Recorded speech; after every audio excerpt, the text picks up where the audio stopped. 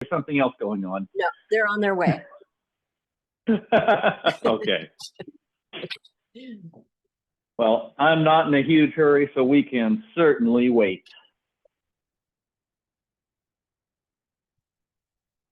Oh, man.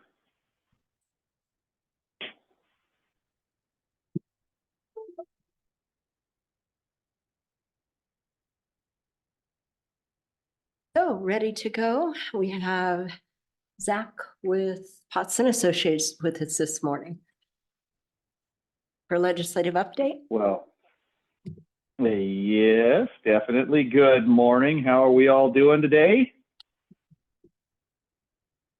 Great. Thank you, Zach. Good. It's a All slow right. day. It must be Like, it's early. It is totally fine. Cool. Well, I really appreciate you guys, and we're getting into start of session here. This is going to be a really, really interesting session. I'll tell you what, we knew that there was kind of, and they talked about it in the steering committee here this last week, there's kind of a fracture in the Democratic caucus. Specifically, hey, what are we going to do? How do we do A, B, C? You know, and they weren't really in agreement. The Republicans right now, they're still scrambling. They're in such a minority at this point that it's just like, holy cow, this is just insane how they've lost ground and they're not really gaining it back, which is okay.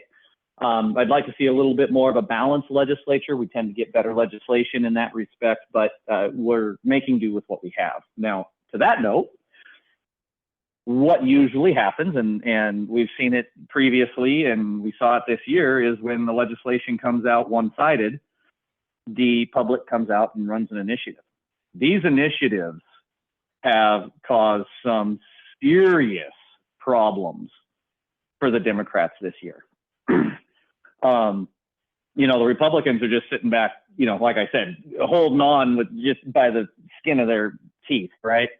But the D's, everything that were their top priorities last year, you know, the capital gains, cap and trade, the school stuff, I mean, just all of it, has come back now in an initiative to pull it back 100%. They've got the signatures and they're putting these things out. So this is going to happen. It's an election year, and that's a big problem. So it's kind of one of those, hey, we're damned if we do, we're damned if we don't. Their options are let the initiatives run. I'd say 3 out of the 4 probably going to pass. The Climate Commitment Act is one I'm not real sure, you know, depending on the sway in Seattle. I think anybody who buys fuel you know, drives any amount of miles per year is probably going to not like that particular setup.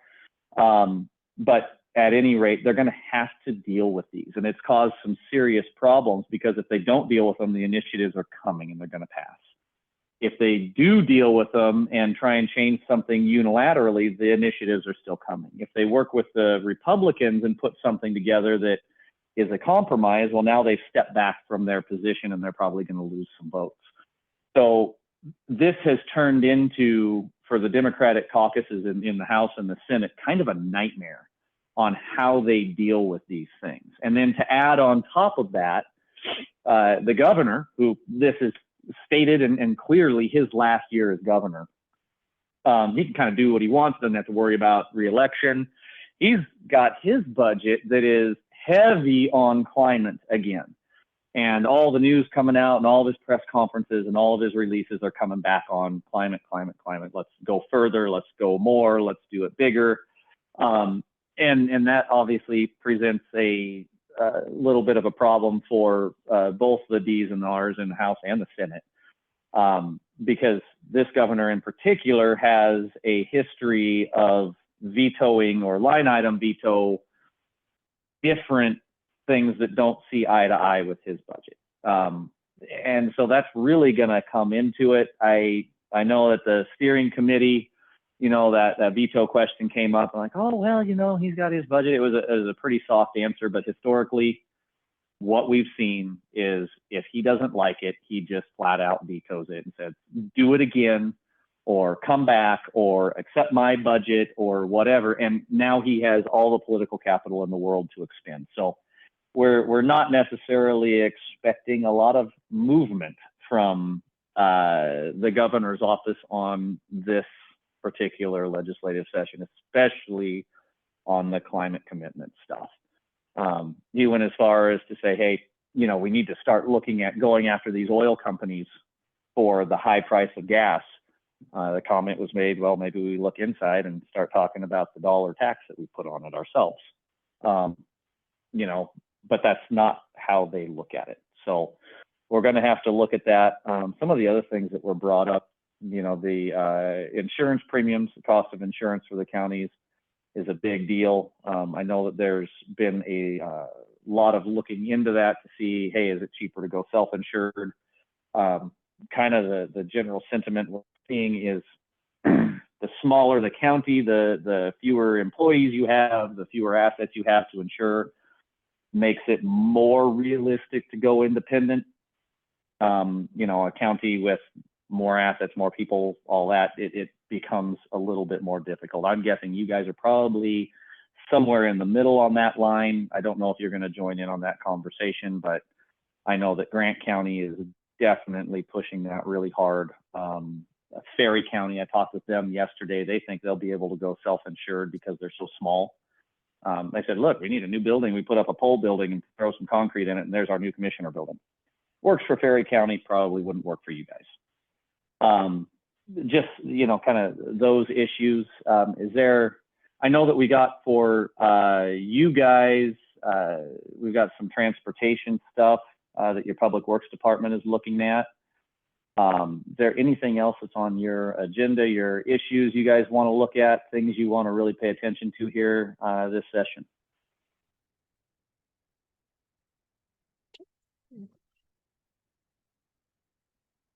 Either of my seatmates? I do, but you can go first. Yeah, thank you, Zach. And thank you for calling in on the legislative steering meeting last week. I was going to give a report on it, but I think you summed it up pretty well.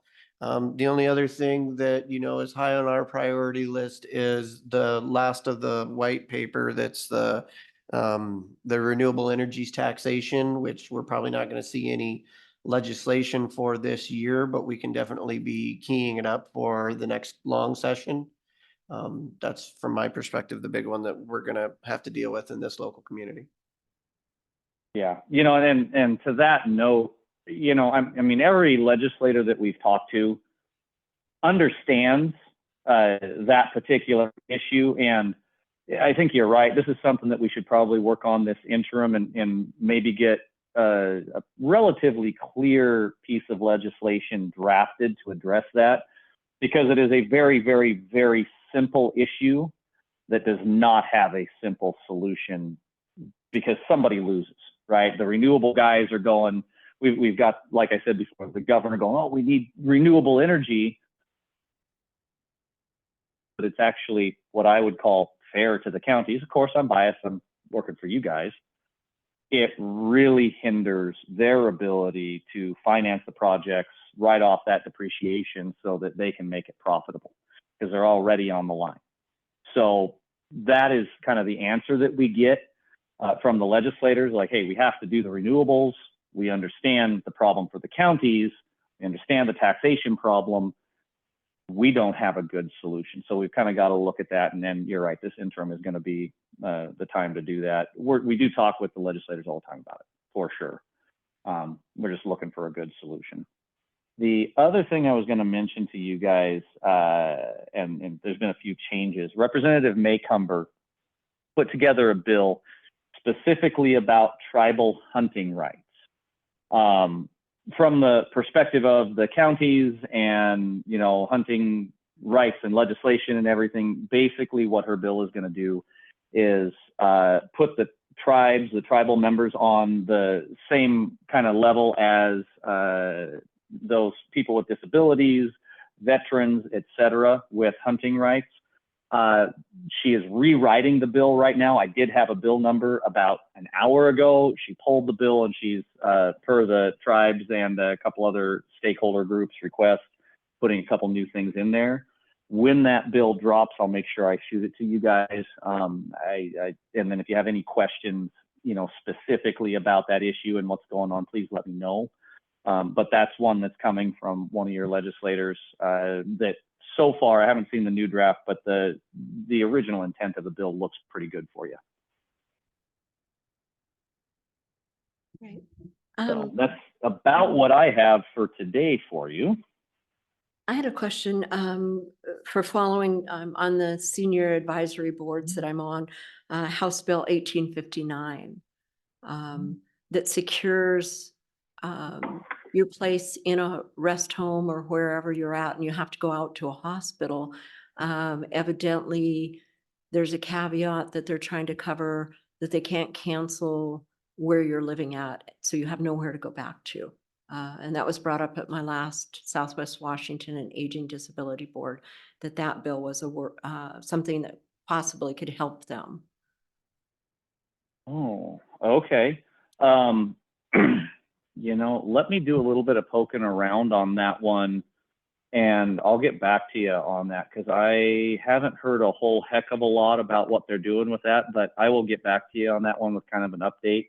Thank you. And I'll see if I can't find any language or at least what they're, you know, if they're trying to do any additions to it. Okay, thank you. And then I didn't get a big look at it, but this morning we got an email from our counterparts in Yakima County, and they have a bill, Senate Bill 5992, in regards Okay. to regulations in water and the green energy permits. So that's Okay, another one. site certification. Okay. I will get together, that's a Senator Warnick bill. I will get together with Warnick and see if I can get anything background on that, and then get you some information on that as well. Okay, thank you. Absolutely, no problem. It does have a companion bill, by the way, in the House. That's 2042. Okay. I'd say that's the Corey bill. Yeah. So yes, it is. Corey and King. Okay, thank you. I don't know. I'll see if I can figure out. I'll ask them. See, it's really early, but I'll see if we can figure out which one's going to run, and we'll go from there. Okay, thank you. Of course. Anything else? Well, is there any last thoughts? You're gonna have a busy year.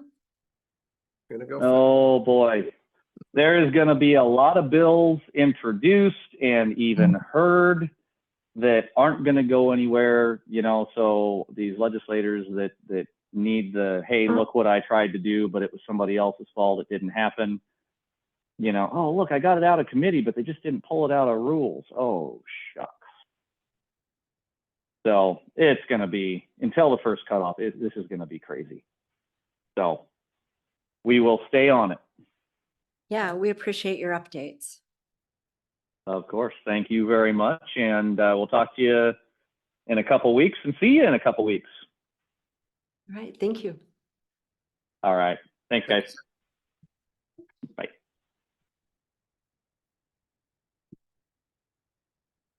We have a couple minutes, I think.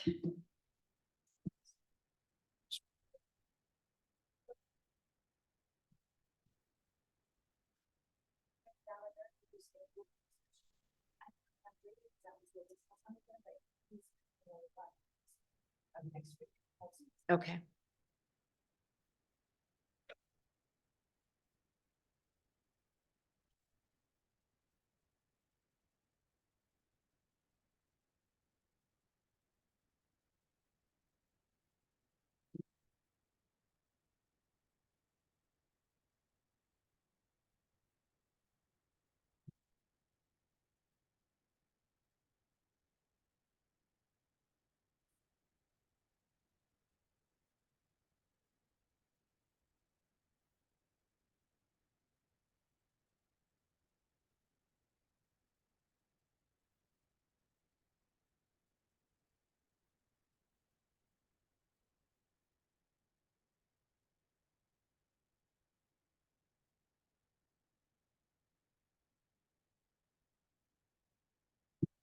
Oh, ready to begin? Got a few seconds, but we can go ahead, I think. Good morning. It is January 9th, 2024, and I'm calling to order our regular Tuesday meeting.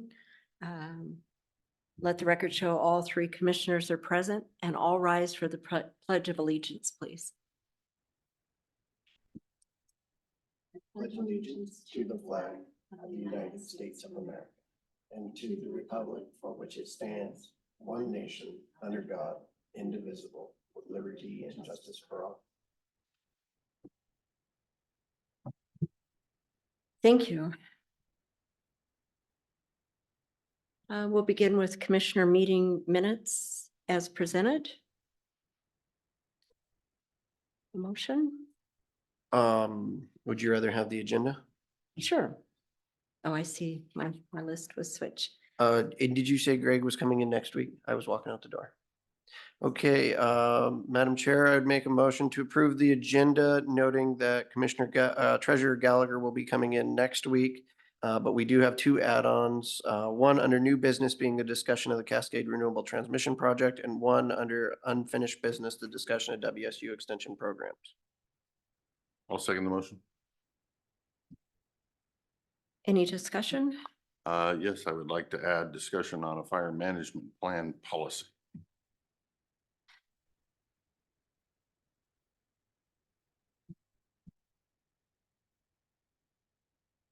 Fire management.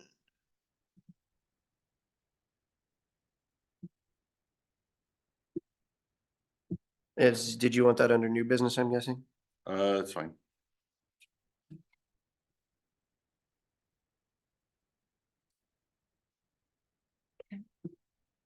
We'll accept that friendly amendment. So we have a motion and a second and a discussion of new business. All those in favor? Aye. Opposed? Hearing none, the motion passes.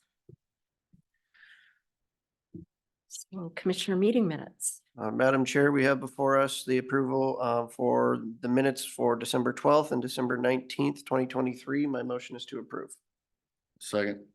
Any discussion? Hearing none, the motion passes. Or, excuse me, all those in favor? Aye. Those opposed? Motion passes. So we reach the point in our meeting where we are to public comment. As a reminder, comment is limited to 3 minutes. If you're in the room, please come forward, or on Zoom, please raise your hand to be recognized. At the end of comment, we will leave time for commissioners' response if they choose to do so. Thank you. So, no one in the room. Is there anyone on Zoom? Raise your hand. 7211. 7211. Okay, go ahead. Greg Wagner with Cease. I'd like to know why let me say this, Cypress Creek did surveys of 50 or 60 parcels of land out near Knight Road. And they recorded those surveys with the auditor's office. And then those surveys ended up on the county official IMAPs attached to all those parcels of ground owned by multiple different people, not owned by Cypress Creek Renewable. And that document that they put on every parcel of land is 19 pages with a bunch of information that is not relevant to any specific parcel of land. It has information in there about money that people have, different individuals, oil and mineral rights, all kind of information that's not relevant to a survey. And the county public works put it on the official map just because Cypress Creek recorded it with the county. It wasn't verified for any accuracy, but it was put on the official county IMAPs, that when a citizen looks at it, they assume that this information is correct. And I'd like to know why the commissioners allow information from a company like Cypress Creek who doesn't own any land in the county can put a survey on the county IMAPs. Cypress Creek didn't spend tens of thousands of dollars in surveys so that it benefits me on my property or anybody else in this area. They did it for an underlying motive that benefits them. I'd really like to know why this was allowed on the county IMAPs. I'd like to know what bearing it has on us citizens, our properties, our welfare. That's what you're supposed to be responsible for. Why was this put on the county IMAPs? Cypress Creek seems to have a lot of power over our county. I'd like to know if these surveys were done and they're accurate. Nobody verifies this. It just gets put on the county IMAPs. How is this going to impact the citizens who have the survey attached to their land? Why was this allowed? I'd like to hear what you have to say about it. Do you even know about it? Thank you. Thank you. So in the room, public comment. Back to Zoom. Is there someone else?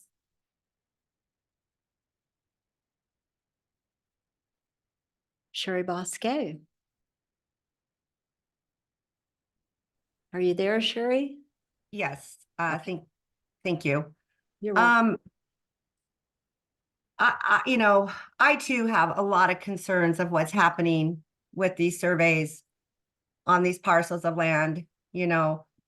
Obviously it's not my parcel, but if it could happen to somebody, if something could happen badly to somebody else, we should all care. It's love your neighbor as you do yourself. We should all care.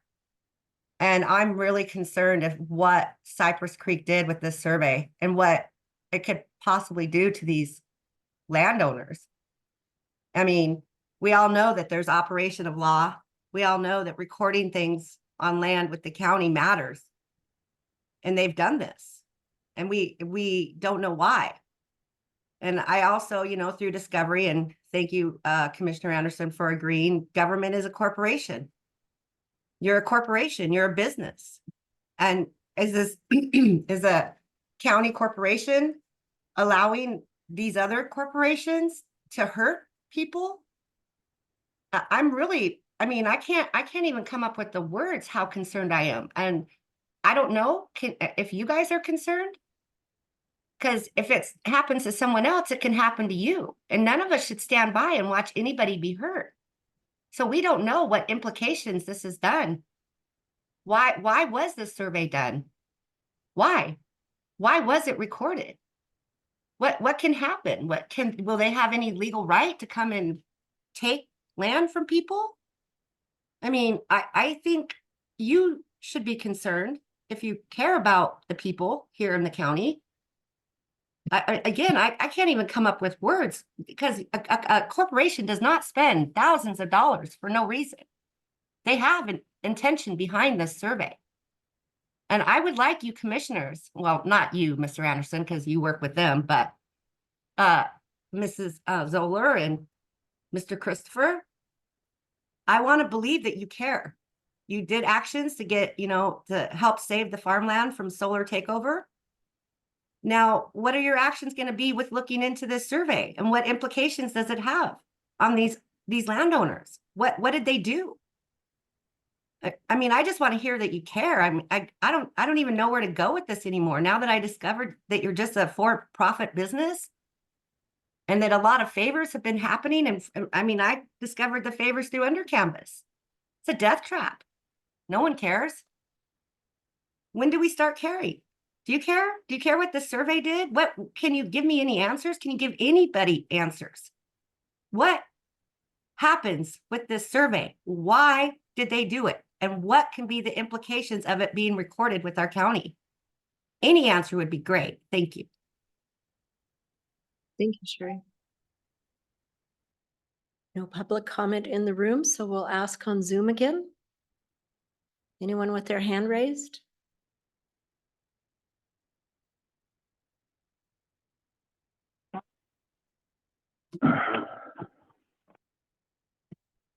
0088. Thank you. 0088. Yeah, Delmer Eldred, Goldendale. Yeah, since you started this comment time at 9 o'clock in the morning, you have very few, you've really decreased the amount of people that participate, which I think was by design. But anyway, since you have this time allotted for comment and you've been using just a portion of it, why can't you just let people have a discussion on the comments that you make at the end, since you have the time available? That's all I got to say. Thank you. Another participant on Zoom, possibly? Anyone with comment?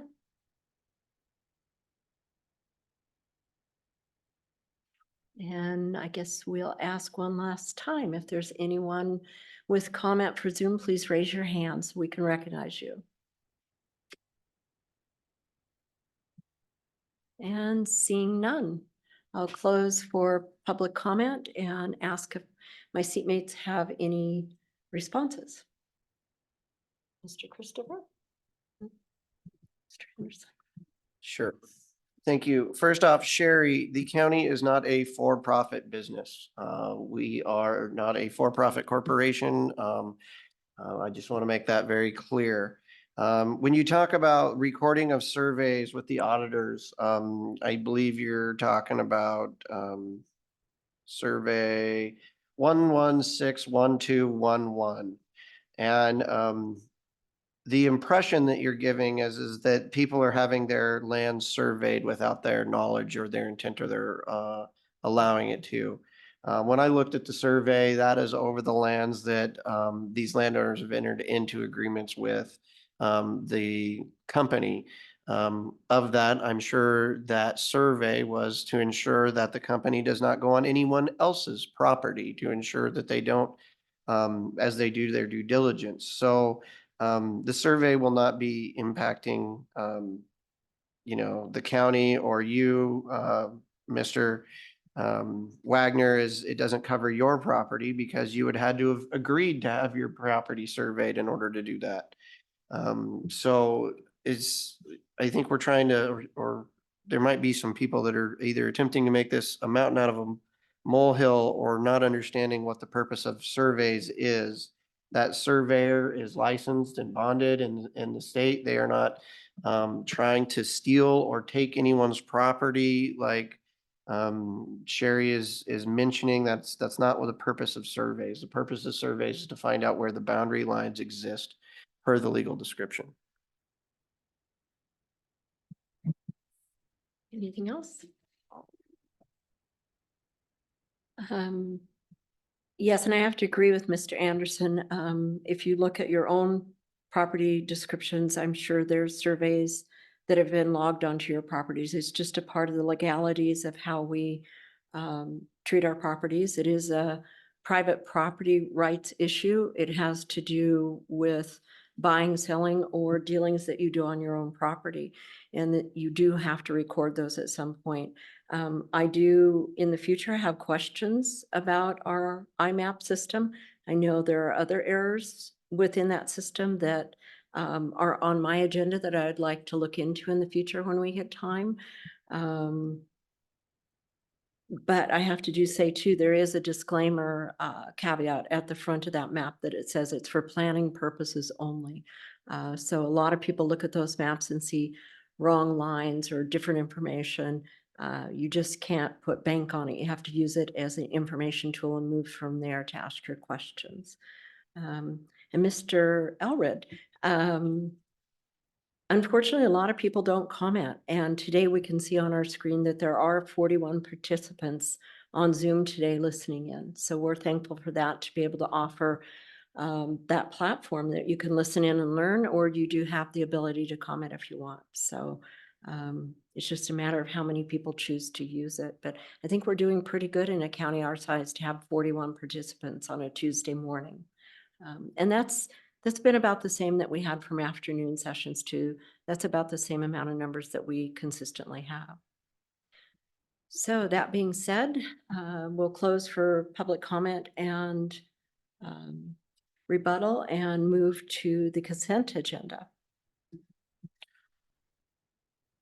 Is everyone good with the consent agenda? Okay, Madam Chair, we have on the consent agenda 5 items. My motion is to approve.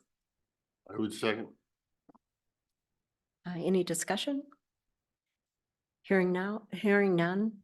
Motion is approved. All those in favor? Aye. Those opposed? Hearing none, the motion's approved. Thank you. Payroll certification and payment approvals. There are none this week, so we can move from that to, it is now 9:15. We have our planner. Can we move forward at 9:15 if Lori's in the room? HR would like to. Oh, great. Sneak in. And I just moved right past you and ignored you. It's okay to move past him, but don't move past Casey. Good morning, Commissioners.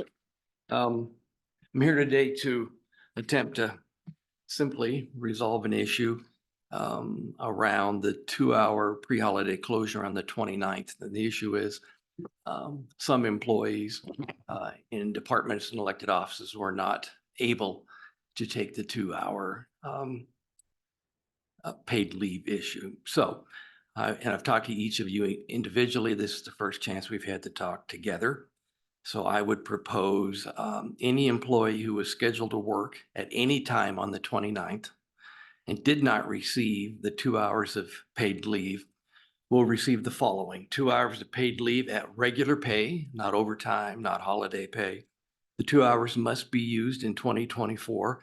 They won't be rolled over or accrued. Each department or office will track this issue on their own, because some departments and offices were able to do it, some weren't able to do it, and some were partially able to do it. And then it'll be reported on payroll as code 7, which is consistent with the directions you issued for those on the 29th who were able to take it. So I would offer this as my attempt, working with others to resolve this issue and move forward. Any questions or comments? While I appreciate it, I would like it if the board would consider a permanent policy to fix this every time, instead of continuing stopgap efforts each time it happens that we are caught chasing our tail. And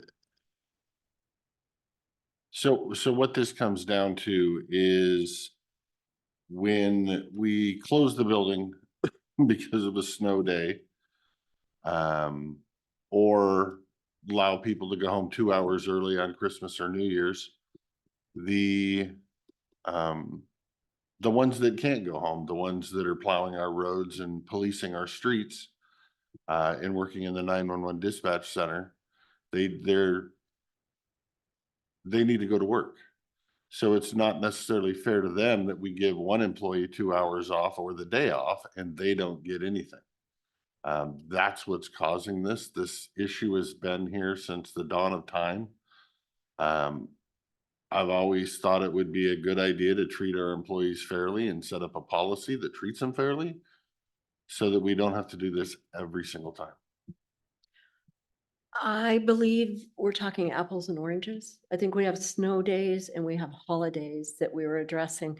The snow days have a policy. We have a policy in place on the books for snow days.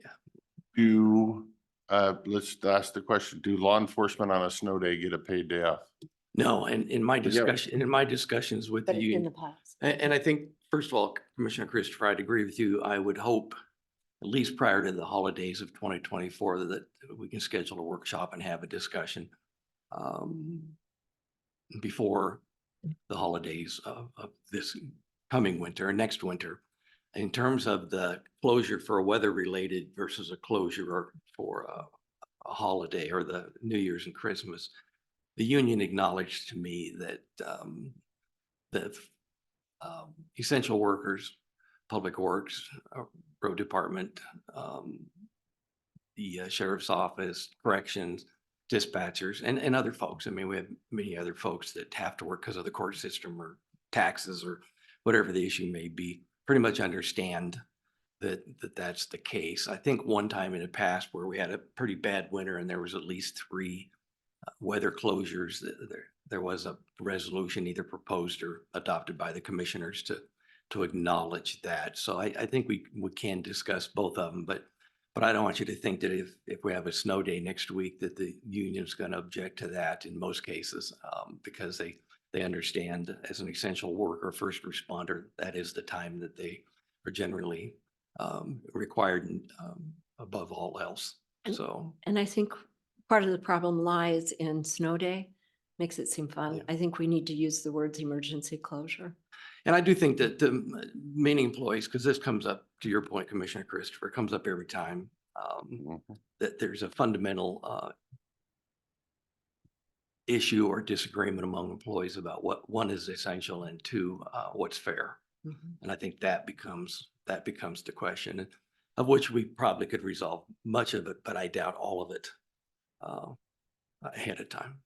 But because you have the ones that at least is sent out for the pre-holiday closures, 2 pages of what fors and what happens and what ifs and those kind of things. So I think it is time to have either a general policy. I'm not sure that's a policy or just guidelines and a practice, but I do think we need to have further discussion on the overall issue. But today I'm just trying to resolve the pre-New Year. Yeah, and I guess that's where I'm coming from is I've always argued for employees. I've always argued for fairness of employees, and whether we address this issue where they come back during bargaining and force us to address this issue, it would be my belief to not just approve what he's asking for today, but to instruct the director to move forward to create a policy going forward, is what I'm asking.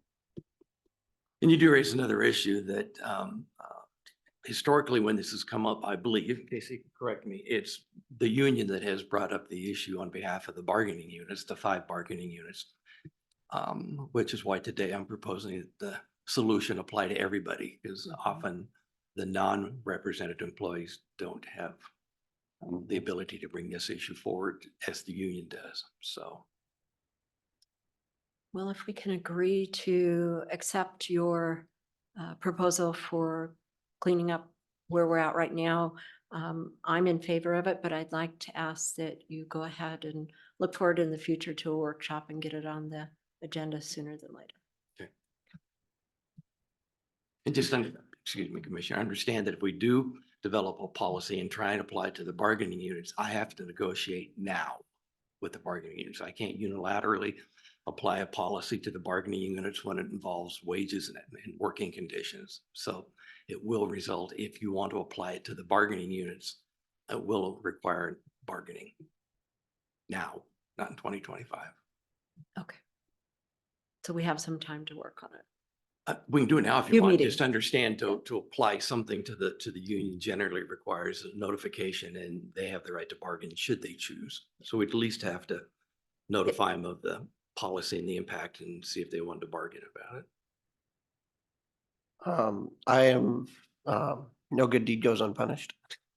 I'm sorry for all the work that this has caused on your part for an action that we took.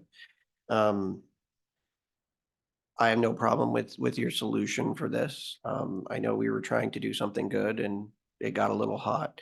I'm not in favor of moving into bargaining right now. I think we need to see what the policies are for other cities and counties throughout Washington state that do have bargaining.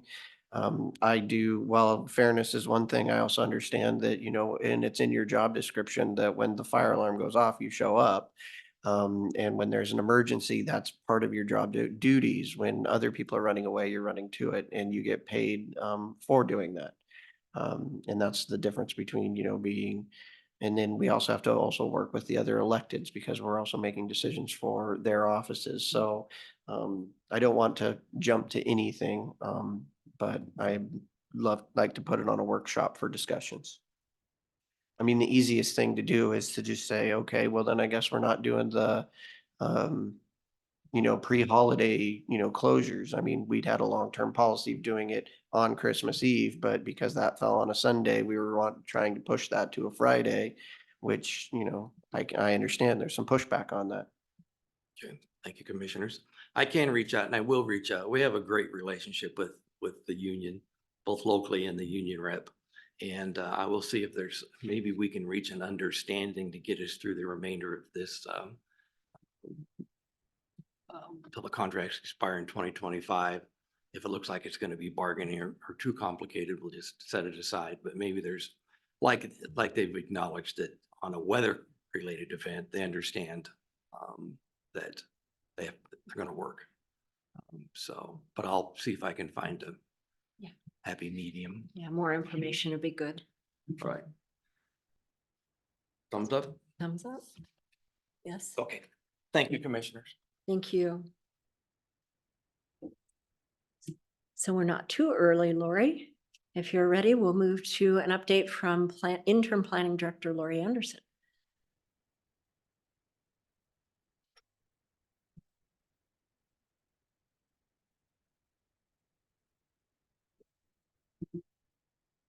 Thank you.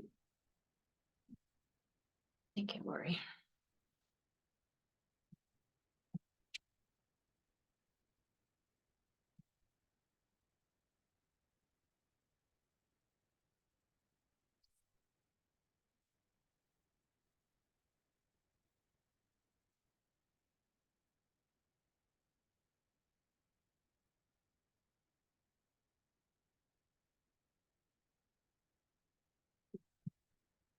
So last week, we were directed to kind of find out how many permits or what we're processing.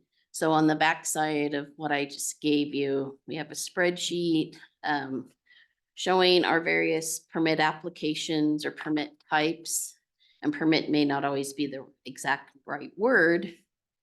But kind of, so we have a summary by month and a total of how many, for example, addresses, ADUs, binding site plans, boundary line adjustment, building permit site reviews, and the list goes on. So I think this may be what you were looking for. And if not, certainly direct me and I'll try to come up with more information. This is amazing. Yeah, I find it very Amazing. helpful. Wow, Thank you. all right. Yeah, Surprisingly, you wouldn't think, but these numbers are absolutely amazing.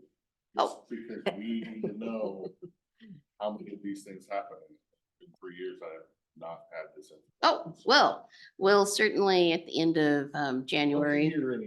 Well, And- I mean, now that we have it, it's pretty easy to just So, keep it updated. so are these ones that it went through, or is this the application? Where in time is this? Because a lot of times somebody will come in but won't make it through the process. These are actual applications. What it's a result of is our receipt book, basically, Okay. for lack of better terms. They actually applied for a permit or an address or a short plat or one of the numerous things here. So we actually received money, receipted it, and have an application or form or checklist or something. The only one I could add to this, which is if it's more work, don't do it. But how many pre-submission conferences you have? Oh, okay. yeah. that would be And good to know. pre-subs, we just do, there's not a fee, but that's easily tracked too through our calendar and stuff. So we will add that to our list. Is there a threshold where you have them come in for a pre-sub? I mean, Pretty Well- much most every application, boundary line adjustments, for example, we don't necessarily have to have a pre-sub. Obviously, an address, we don't. So flood elevation or flood development permits, legal lot determinations, lot consolidations, floodplains. Those ones don't necessarily require a pre-submission meeting. but require some homework and asking lots of questions just to make sure they're applying for the appropriate permit and what's needed. And some of these legal lot determinations often are based on when property's for sale or they're trying to do something. And so occasionally we even have realtors trying to help their client, and we try to determine how a lot was created. Do we try to educate applicants when they come in? If somebody's sitting on a parcel and they got, 500 acres, and they come in and they start talking about subdividing little 20-acre lots so their kids can have a home, do we even mention to them that there's a thing called cluster ag? That if you wanted to do such a thing, you could do it in a 2-acre lot? I mean, because most people aren't even aware of the options. Right. So once we understand the situation or what they're trying to do, we try to figure out different options and what may be best. So that would be a pre-sub meeting kind of a scenario. Well, and if they were to do a agriculture cluster overlay, that would definitely be a pre-submission meeting. We'd have to go through SEPA. Right, I'm do just thinking rezone. most of them wouldn't even know that exists. Right. But if you see them breaking 20 acres off of their family farm, you would have to bring it up for them to even know it exists. Correct. So we try to not just accept an application, or, when they call or stop by, we try to figure out what their ultimate goal is and to find the appropriate way to do that. Because a lot of farmers don't necessarily want to block off or, Right. cut off 20 acres. And sometimes like an accessory dwelling unit may work, but sometimes it doesn't. So we do try to find options to make things work for most everyone. Sometimes there is no easy answers, but we definitely try to educate and try to present options. And I appreciate that about Klickitat County. We've always been landowner friendly. We try. Yeah, we do try. Most definitely. Yeah. It looks like you're pondering or thinking. I am. Okay, should I go on or?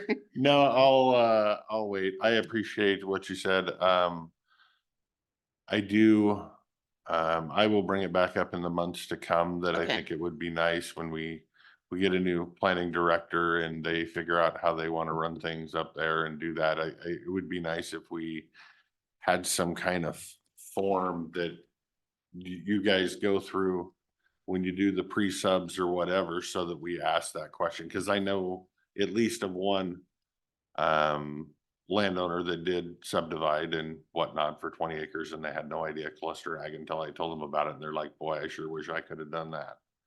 So it's making sure we get the information out there, whether we have to put it on some checkbox form to make sure we told somebody. So I'll just keep pondering it up here for a while until I try to figure out a good result to fix the problem. Sounds good. And I know we have a lot of checklists, a lot Mhm. of forms, but we can certainly make more or, Add a box. One of the Yes. forms that are already there. Right. So moving on, under Canvas, a land use petition was filed with the Yakima County Superior Court by Klickitat Land Preservation and Dennis and Bonnie White, challenging the hearings examiner's decision. So the prosecutors are aware of this, and I'm not sure where that all leads to, but thankfully we have the prosecutors to help us through whatever we need to do. And again, they would be the ones to ask the questions. I'm kind of the messenger on that. Our request for proposals, it was posted. The proposals are due January 26th, and we did correct a link online, so it's easily obtainable, the information. Cascade Renewable Transmission Project, I emailed the board about this, and then I did just give Elisa the original mailing packet that we got. I don't believe Planning Department has any action to take, as they will be going through FSAC for this transmission project. Moving on, Planning Commission, you're pretty up on that. Next Tuesday, we'll be meeting and going over the rest of chapter 1 of the draft critical areas ordinance and then moving on from there. And just kind of working along further, and hopefully when the new director comes, he'll have some inspiration and ideas and can work this further along. This week, the planning department hopes to route 2 SEPA checklists with short plat applications. Should get the rezone and SEPA for the applications out for the forest resource to rural zoning in the Snowden area. And then potentially the Smith RV Park, conditional use, SEPA, and binding site plan may be routed. Some other pending projects we have: Bluebird Solar, conditional use for a coffee stand, the Northwestern Lake Cabins, repowering wind projects, and the Shoreline Master Program update. And then the Benjamin Point Shoreline Substantial Development and Shoreline Conditional Use.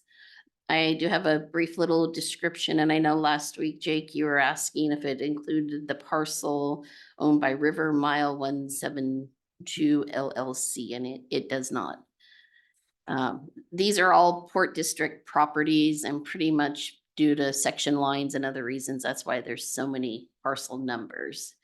And the basic description is to make improvements on or to approximately 40 acres of the Benjamin Point Business Park to support light industrial development and recreational use. And again, they had the permits previously, but they had expired. So we're going through the process again with them.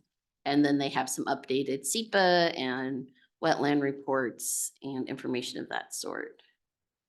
So this is kind of the recap of the planning department right now. And Thank you, Lori, for everything you do. oh, And well, thank you. I'm not speaking out of turn if I just say thank you so much for everything, and you have help coming soon. Oh, good. We've made a choice and they've accepted, and I'm thrilled. A great I'm relieved. background and a good helper, and has probably touched almost every one of these subjects and other things, has a good background, good history, and just an all around good person. That'll be great. So Thank you. coming soon. Oh, good. And certainly if you have any questions, just holler and we'll go on. And next week, I'll try to have an update on how many pre-subs we did in 2023. Thank you. Thank you. Have a good day and all. So, Commissioner miscellaneous reports or comments, anyone? Anything you've been working on you'd like to share? We have a few minutes for public works, so. I left on your desk, what I got up at the LSC meeting. It had my notes on it.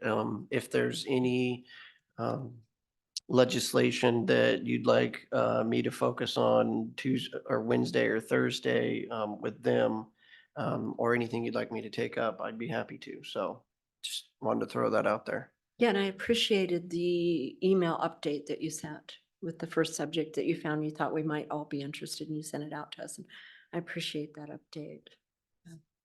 Oh, well, take the credit.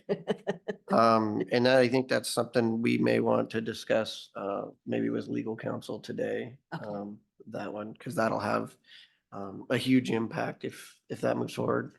This was the link to the Yakima Herald article. Right, but I'm trying to figure out how that's executive session. Potential because it's litigation, Mhm. and whether or not we would enjoin any of the litigation. It's active litigation right now? Yeah. Or is it just potential? Potential. No, it's active litigation, and the judge has hired someone from California to review it and make recommendations, because the legislature wouldn't take it back up. Mhm. And since it's what's the best way to put it? it took me a long time to wrap my mind around, like, to me, because that's something that's political in nature, that should be the legislature that fixes the problem. And now because of the constitutionality of it for equal protection clause, then it makes it justified, justicable, meaning that the court can rule on it rather than it going back. And so they can change all those lines. But I don't know if we can or not. So that's why I was gonna ask the prosecuting attorney. If not, we can have a conversation if that's something you guys want to get involved with. I mean, it'll have huge impacts for Klickitat County. Who's actively involved in the litigation now? So I mean, it shows the plaintiffs, and then it also shows the interveners. And the interveners is at least one legislator is an intervener. But like, we didn't intervene. I didn't know anything about it. I don't know if you guys have talked to any of our legislators, but from when I look at it and read it, I was like, wow, this is terrible. This is like the most. Well, I knew in the census, they redrew the federal congressional map to do a little gerrymandering, but I was unaware that it happened on the local state level as well. Well, this was when we got Corey and King, because we used to be in the 15th, and then we got put in the 14th, and it was okay, fine with it. But then this lawsuit came along, and now this lawsuit is saying that we've got to move all of these lines, which could in fact impact up to 12 different legislative districts all the way into King County. And when I looked at, what the plaintiffs had put forward, I was like, oh my goodness, this is strictly political of the worst degree. And it would impact. And like, you look at the those maps. For office this year would have to rerun. It That will. were just seated. Yes. Yes. And when I look at it, from my perspective, as far as I can remember, Klickitat County's always been under one legislative district. So like, all of the county was either in the 15th or one, and like, through most of these start drawing us. So like, we would be in different legislative districts. And it's not pretty.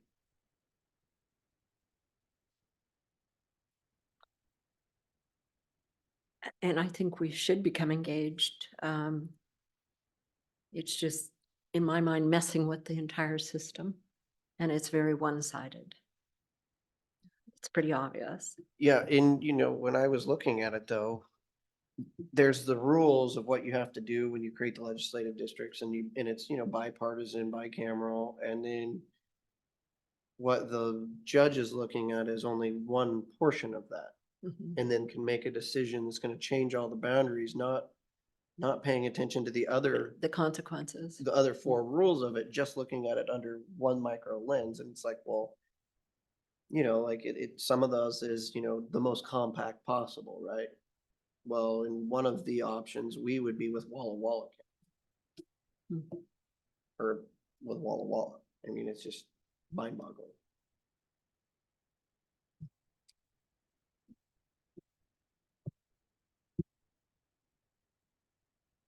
But if you guys weren't interested, I wouldn't bring it up, but Well, I'm interested enough to be watching it right now. I don't know that I'm interested enough to spend taxpayer money we don't have. I'm interested in legal advice on that, for sure, before I make any other decision. What's our danger factor in that if we don't do something? It seems unfortunate, but so many of them seem to be coming down to legal these days, rearranging. I don't think I've ever seen so many situations have legal challenges. And I think that's the wave of the future. You know, the other thing at LSC that it was really interesting was, you have in certain areas, like up to 5 or 6 counties that are represented by 1 senator and 2 reps.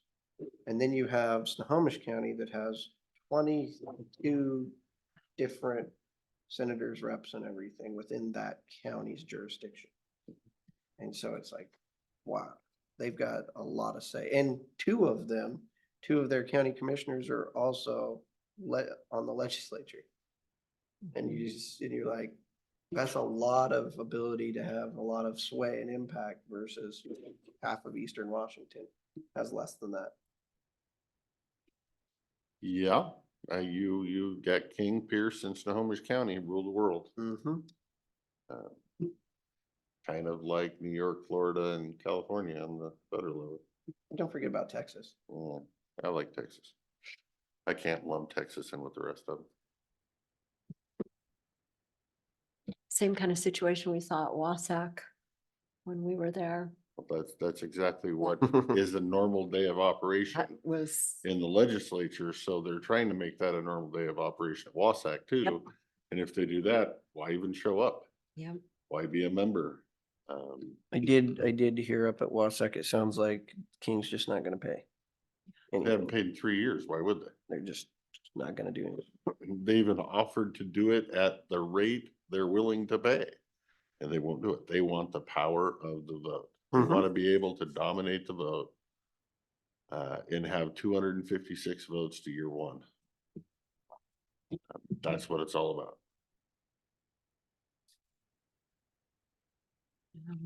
I think Wasac will be just fine with that county.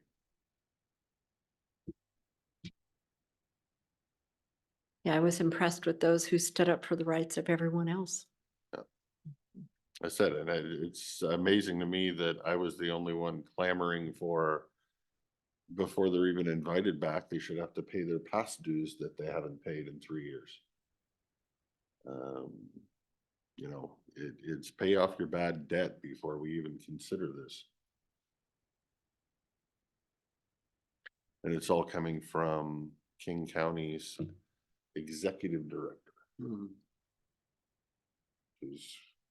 wasn't gonna show up anyways. I was gonna say he's got more power than the governor essentially, because he can control the entire Wasac board with just his opinion, and that shows you why it probably shouldn't be done. So we still have about 15 minutes, at least 10 or 12 before Mr. Hunter's update. Anything else for anyone? I don't have any board updates. We would like to see if Mr. Hunter would like to come early. Do you wanna, Would you like you to move to added the something else? fire management plan, do you have any documents or what is that about? That we can review before? I that? haven't spent a whole lot of time on it because I don't want to waste a bunch of time if there's no interest. It's an idea I will propose, Okay, and that is, if we all remember the fire that took place last year that rolled through the solar farm. And we found out at that time that that permit was issued and the company was told that they need to have a fire management plan filed with the local fire department. But that planning never looked at that plan, doesn't receive that plan. The commissioners have no oversight of that plan or the competency of that plan or the fire risks or mitigation of that plan. It's just kind of a rubber stamp here, send it to the fire chief. I believe that we need to change the policy around here.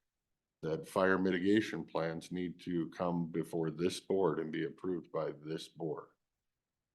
So if your permit or your SEPA or whatever has a condition of a fire mitigation plan, they should come before this board. The fire chief can, by all means weigh in. I want their opinions, but we are the ones that are elected responsible to maintain the public health, safety, and welfare. And to, in my opinion, leave it up to the corporation and the fire chief is doing a disservice to the residents that live around whatever project got a fire management plan. So again, my recommendation is to look at this and potentially propose creating a resolution that all fire management plans in the county have to come forth and be approved, final approval by the Board of Commissioners.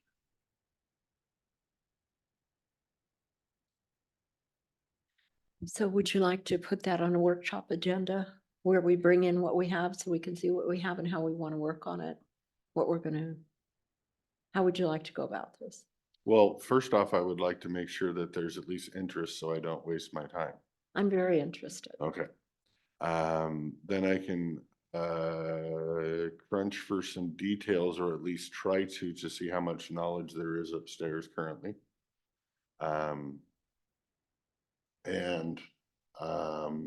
With that, I might need to be able to direct staff up there to check with other counties to see what other counties may have that we can then put on a workshop and get some information. And I guess one of the main reasons I'm bringing this up is I would imagine when our new hire comes in March, there's going to be some fairly quick movement on the project that's currently out there. And I would like whatever we're going to do, if we're going to do something, in place before that happens, before that one comes up the same way as the last one. Are you talking about Bluebird?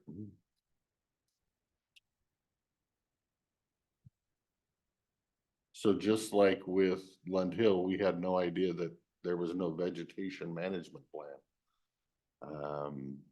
as part of the fire management plan, because we didn't regulate it at the county. We just said, here, you guys do your thing over there. Here's a rubber stamp.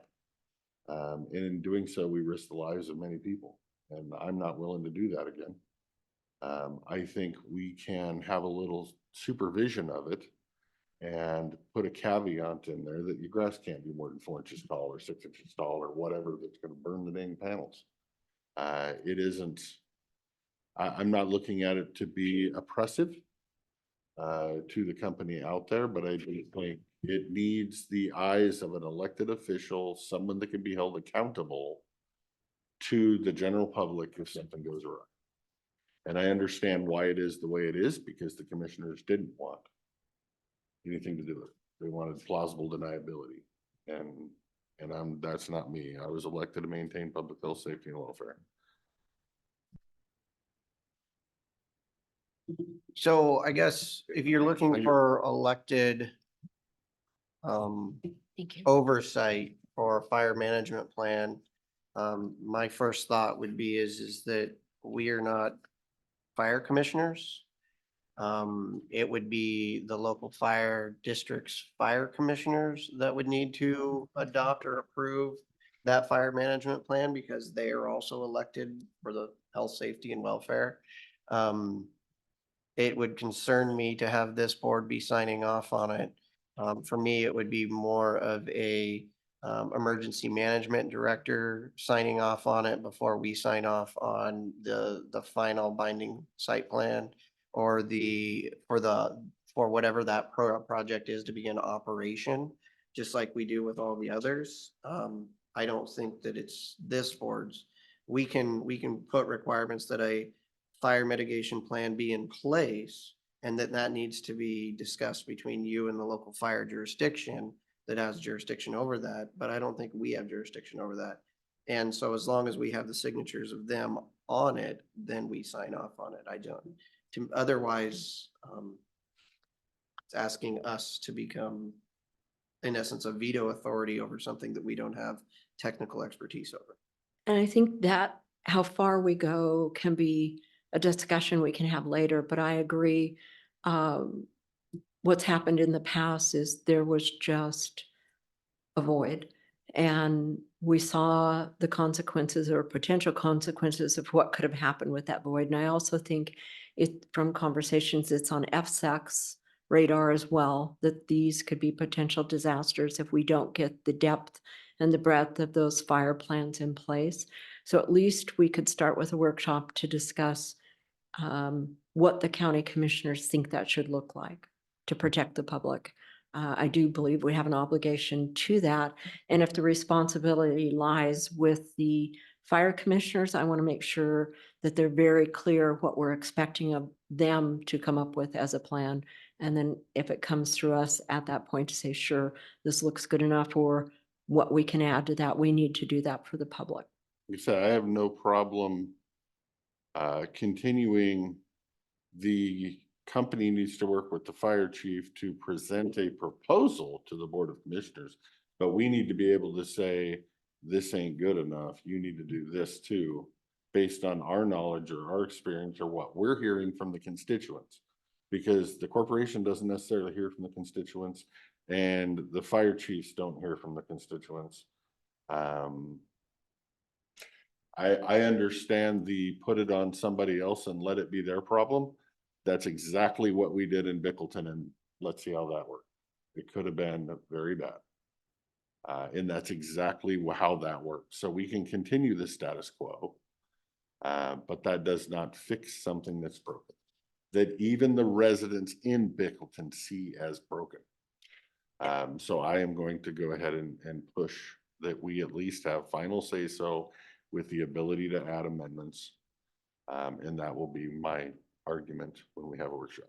And recognizing coordination with others, like I said, FSEC, and on top of that, DNR saw what those consequences could have been. And there was a lot of conversations with DNR about what is happening and what is not happening. So it's a bigger subject, but it certainly starts at our desk to make sure we're responsible for the people's safety.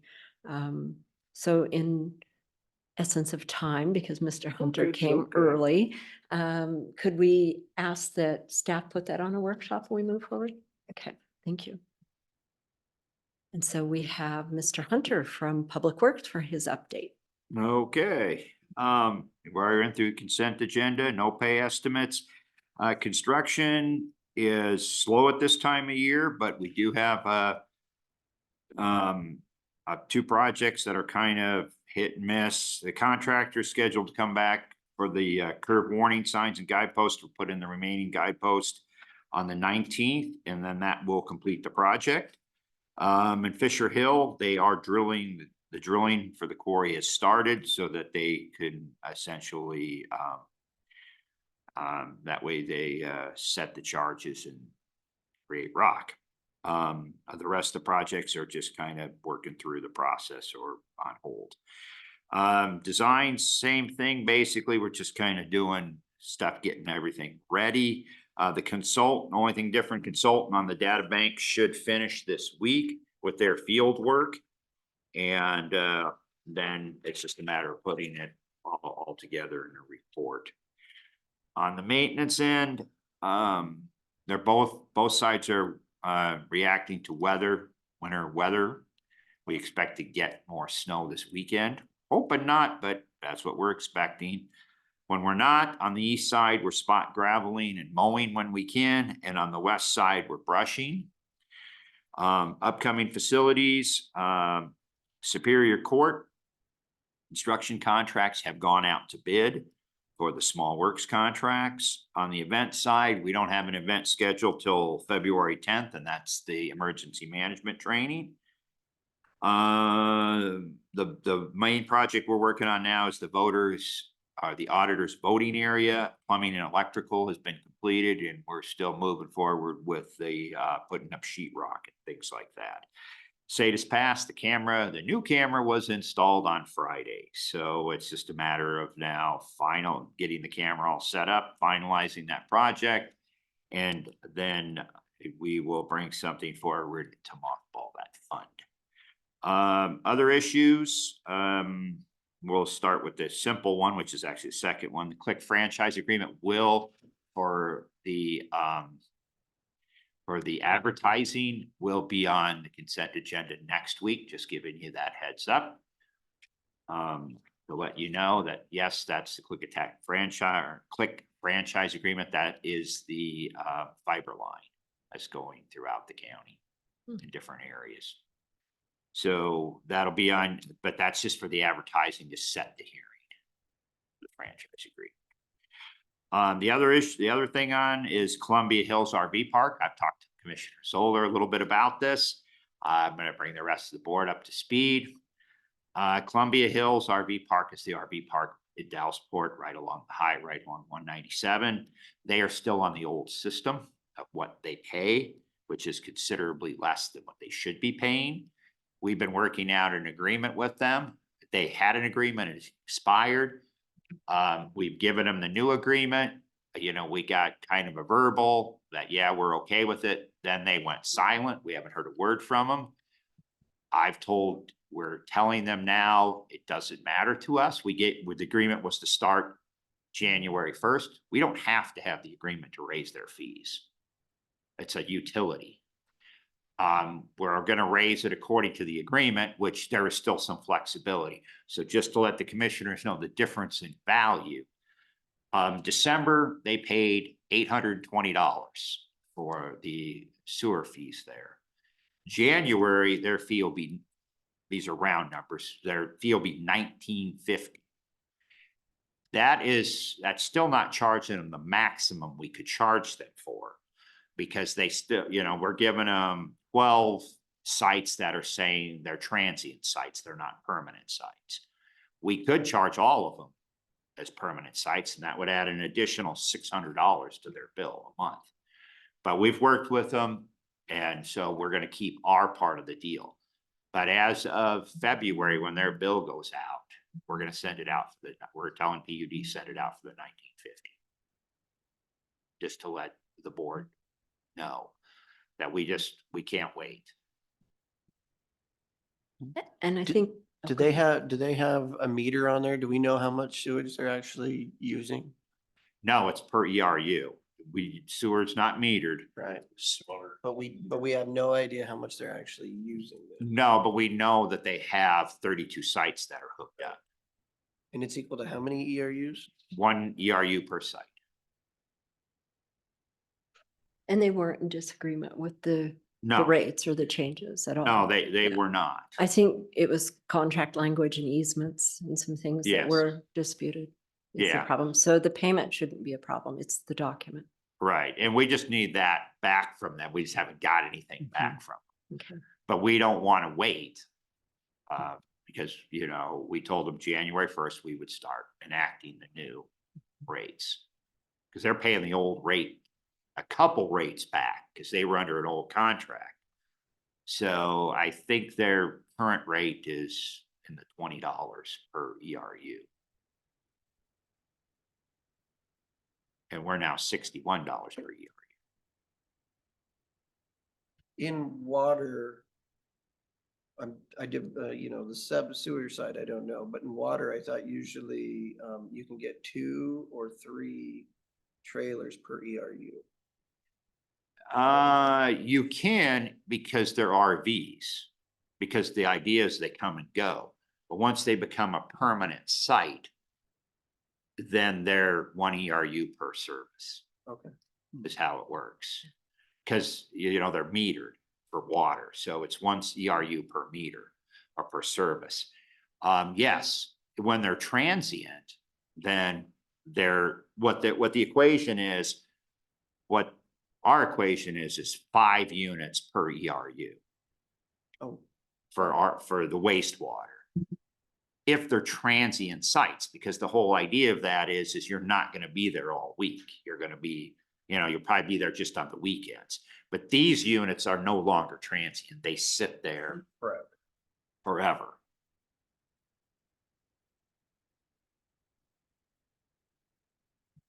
I increase. Did we create a way so that when the fees go up, it'll automatically pop up for the contract from now on?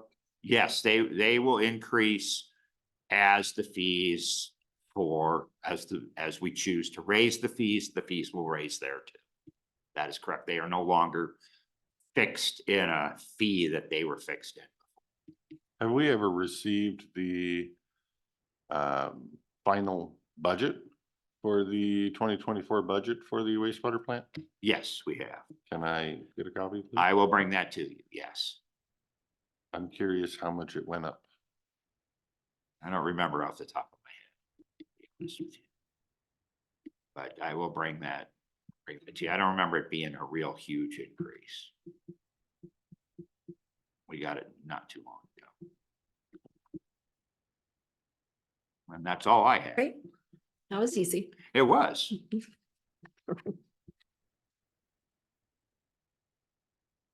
Thank you, Jeff. Sure. I love your updates. See you later.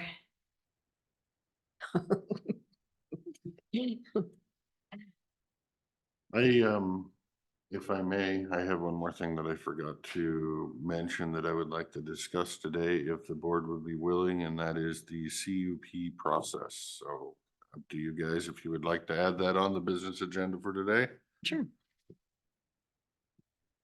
Put it in the new business, which is now. Would you like to? So with our planning commission works on items, makes a recommendation to the Board of Commissioners. I personally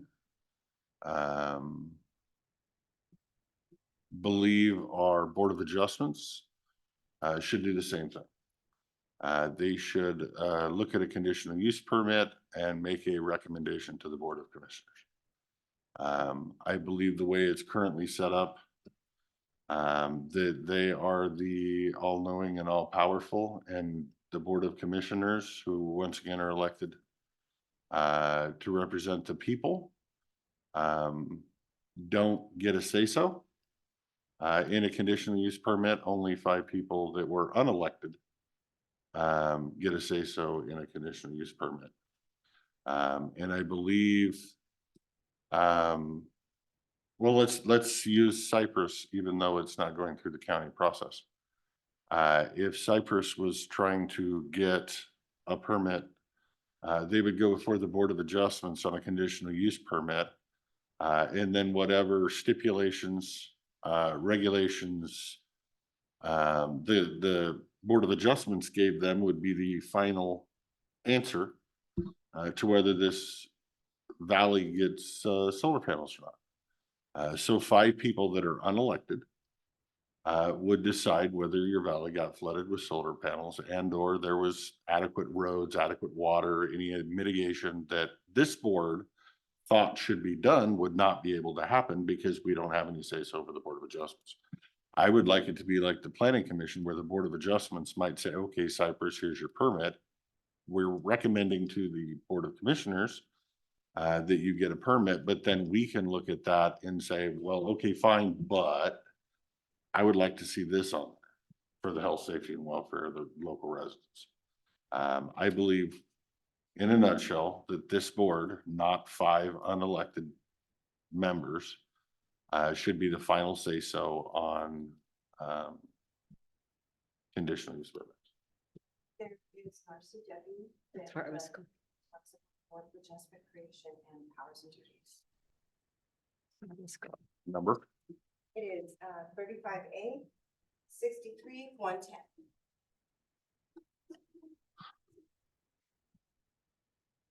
Well, and in the past, I've had some questions about that process too, Commissioner Christopher. And what I've seen following it through, and if it leaves Board of Adjustments and is appealed and goes to hearings examiner, and then it comes back through him and he's setting the conditions. I was confused about that too, because that is kind of what we use our planning commission for, is to set those conditions. And so I had concerns about how that process was happening. And I did see in several other counties, and yes, indeed, they do use hearings examiner when it's necessary, but at the point it comes back for conditions on the permit, if it's approved, he then passes it to the planning commission. It goes through the regular commissioner process. There should, I just want to, Yeah, I would like to see some way but if it never gets to that his it, level. that this board has to actually sign for. That this board has to be responsible to the voters and the citizens and all the people that attended the hearing. Whether it's in the front of the process, the back of the process, I don't really care. Yeah. Well, I'd like to take a little bit of time and research that RCW. and that's, Yeah. if there's interest, I would like to add it to a workshop. Okay. Getting a busy workshop. Mr. I guess then if it comes before the board, what's the point of having a board of adjustment in the first place? The Board of Adjustment, I think conditions it for the zoning, correct? Is that what they're looking at? That it does meet the intent under the zone? Yes. Yes. I would argue that if it comes before the board, what's the purpose of a planning commission then? It's the same argument. We You're doing obviously know the but I'm- planning commission is doing the majority of the work and making a recommendation. That's the same thing I'm asking for the Board of Adjustments. Maybe the Board of Adjustments missed something. 5 unelected people that are grocery store clerks or whatever they are, that don't have the knowledge and inner workings that this board has. Maybe this board can see something that they missed. And for me, if it's Board of Adjustment and the planner sends it forward under a CUP because it doesn't line item say that exact thing, but it does fit into it like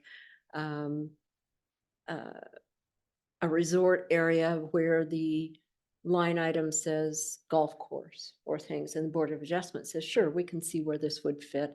It's taking a golf course, it's taking this. So let's go ahead and approve that.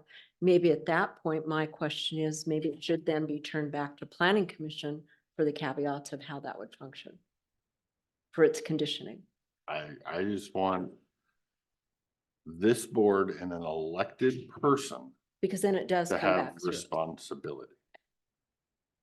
Well, I would say that from the past and what we've seen when it comes to things that are going to be very controversial, whether it's a solar project or a glamping resort, it would likely go not before this board. It would go before a hearings examiner like it does in most other counties, because this is making decisions based on law, and the findings of fact, as we've seen, become very material. And then it also goes into a whole plethora of judicial issues after that. Whether it's on process or whether it's on your findings of fact, all we have to do is look at the history of the Under Canvas saga that did not come in front of this elected board, but went in front of a hearings examiner. And look at how much time that has cost. And I don't see any way that we have the time in order to hear that quasi judicial hearing and to make findings of fact that could be held up in court when you look at how this is played out. I mean, there's hundreds, if not thousands of pages where we wouldn't have the time to do it, and nor do we have the expertise. And so for me, the Board of Adjustment is for those things that are conditional use permits that are, I mean, it's a conditional use. It is a permitted use so long as you can meet the conditions that you can usually get your neighbors on to agree to, whether it's a little RV park or whatever it is, like the, whatever, 6-unit RV park out here that wasn't a big deal, or the one up in Glenwood. I have no problem with the BOA being the ones to hear that, make a decision, and that's fine, because in the end, you have the right to do it. That's what a conditional use is. You have the right to do it on your property. If it's, something else, I wouldn't. But for the most part, I think this is kind of a moot question, because any of the things that we're going to have major issues with, it's going to go in front of a hearings examiner anyways. Because there's attorneys involved. I would say 2 things. I would say, number 1, yes, it might be permitted outright, but there are conditions that, again, this board could put in conditions that board didn't see. I would also argue that since it's leaning the direction that this board is not going to allow me to make appointments to represent my side of the county, I would like to, for the taxpayers, be able to represent them in my official capacity. So I think we're going to digress a little bit here, and we did ask for it to go to workshop. So if One get asked for to go to yes, workshop. yes, and so I would like to kind of table this for today before we get any further down the line, and do our research, each of us, and then bring it to that workshop table and have these discussions. Because I think we have some pretty deep things to discuss and some legal things. So let's move that to workshop then. I had asked, and thank you, Mr. Christopher. I had asked that, the email that Lori had sent out in regard to the transmission line, that will be traversing the gorge to Portland, Oregon in the Columbia River, be brought to our table. And at first look, you would think, well, Klickitat County doesn't really have anything to do with that because it's in the Columbia, that's federal. But I have a lot of questions about this, so I don't want to just pass it to the side without having discussion. One thing that came to my mind was we have a lot of partners that are invested in this letter, that I would like to reach out to them and say, you know, what's your thoughts on this and how are you responding? Mainly it's City of Bingen, City of White Salmon, Skamania County, some of our close partners in our gorge region that I think we should reach out to and say, do we want to send a consolidated response or do we want individual responses, or how they're taking this project on? I do have concerns that it does touch us. It isn't just the federal Columbia River. When they do this, I would like to ensure that we're not disrupting transportation. We're not disrupting, you know, what about our commerce? What about our recreation? What about fish recovery? I want to make sure that we stay involved in all those questions, have answers, and I'm sure they do.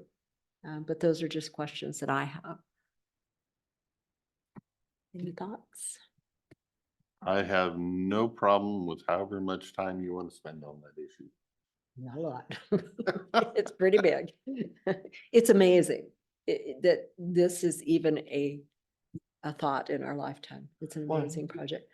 To be putting a huge electric transmission line from the Dalles to Portland, Oregon in the Columbia River.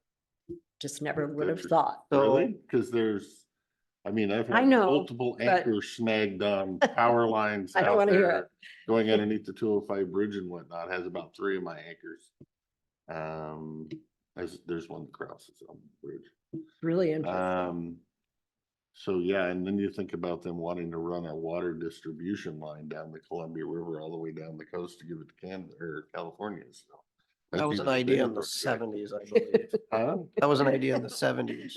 You know, it But they resurfaced have. about 7 years ago. So I guess this this project, of course, comes up during the CG Breeze meetings. So I've got Okay, a so you knew. PowerPoint presentation that I can send to you. Okay. And they've, you know, we've had a lot of discussions about how we get all this renewable energy from the east side to the west side. And I believe Pacific Core had spent close to $50 million trying to get the permitting done over the mountains. And you've got Bark and all those organizations that are like, no, you're not putting a, 100-foot wide path through here. Mhm. And they finally gave up. And these have actually been done. The company that's doing this has done them multiple places in the US. I think going across the Hudson and going across the Bay. So it's been done before. They're going to use directional drilling primarily, so they stay out of the wetlands or anything else. So they've got it was really interesting presentation on it in terms of what it touches us for. Do we want to be supportive of it so that we can get the power that's created in this area to the west side when these lines start filling up? I think it's a great place to have those conversations.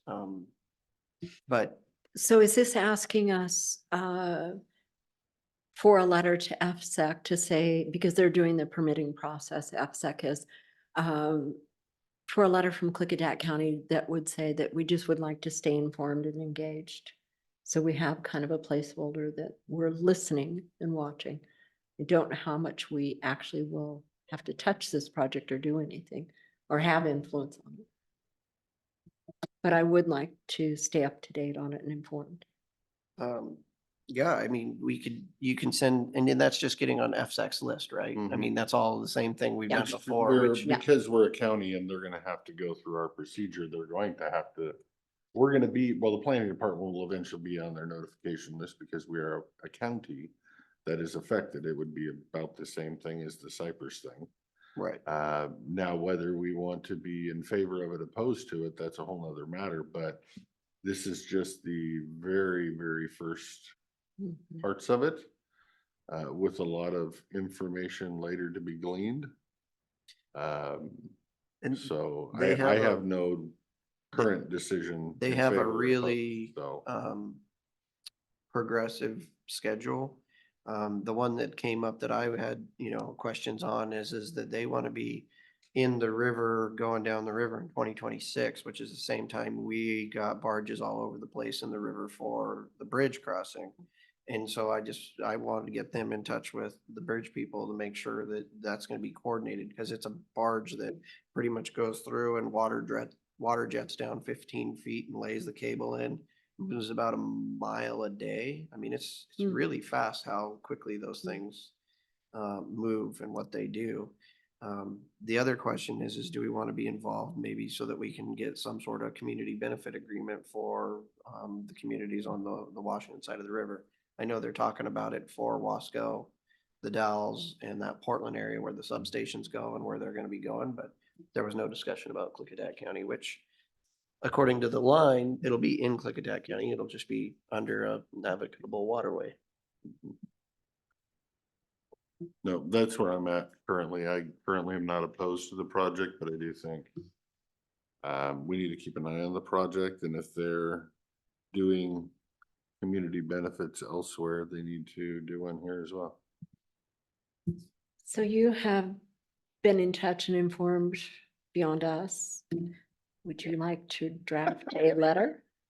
FSEC? Delegate this work. Yes. I don't know what I would say to FSEC other than to put us on your list for this, but I think we need to let them apply before we ask for that. Yeah, Otherwise, there's nothing that there's the list nothing to to be hold put it to it. Okay. And when it gets put on the list, then you can go to FSEC and click on it to receive notifications for everything on the specific projects that they have. And that's I think step one, not engaging this And early before Do the you fact. have any ideas to move forward or keep the ball rolling for Klickitat County for benefits? You talked about potential benefits and we weren't. So that would be a discussion with the company. Yeah, you'd be calling the company direct Mhm. and proposing that they offer a community benefit agreement of whatever, and then negotiating that out. Or the easier thing to do is invite them, kind of like we do at Right. KC BoCC. We invite them to give us an update at a KC BoCC meeting, and then someone brings that up Okay. with them in person. I would rather, personally, I don't want to hand somebody a hot potato in a public meeting. So that would not be my way of doing it. I think offline, So, warning of what we're looking for kind of scenario, or what we would like to see, is a much friendlier approach, okay. than putting somebody on a hot seat in a public meeting. So as chair, does that hot potato come back to me then to kind of reach out and say, where can we go with this? And even if we do invite them eventually in to visit with us or to KC BoCC, but at least Yeah, make contact with them. Go right ahead. I will Thank you. send you the, I got it this morning, the information that I got. However, if you've been communicating, however you'd like to do it, Jake, if you've been, you can just share. Yeah, I will send the email to staff and they'll forward it on to you. Where did it go?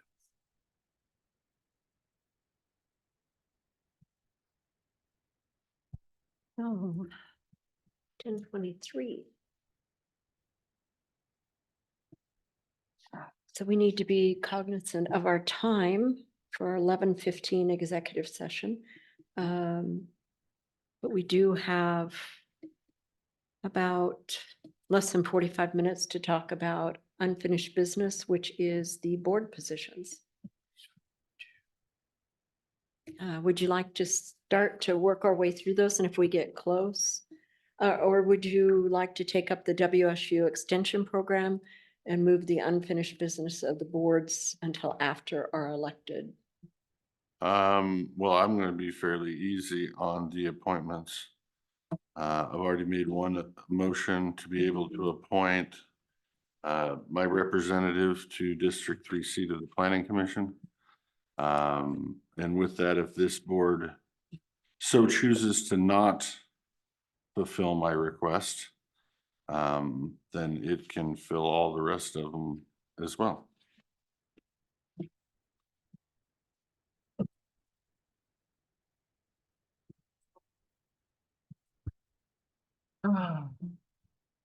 Sorry for switching gears there, Jake. I don't know if you were ready.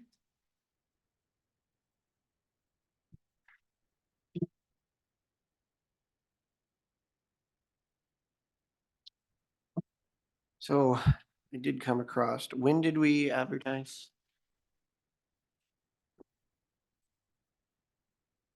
2 weeks or 3 weeks? Can you pull that up while I pull up my site over here? County.org.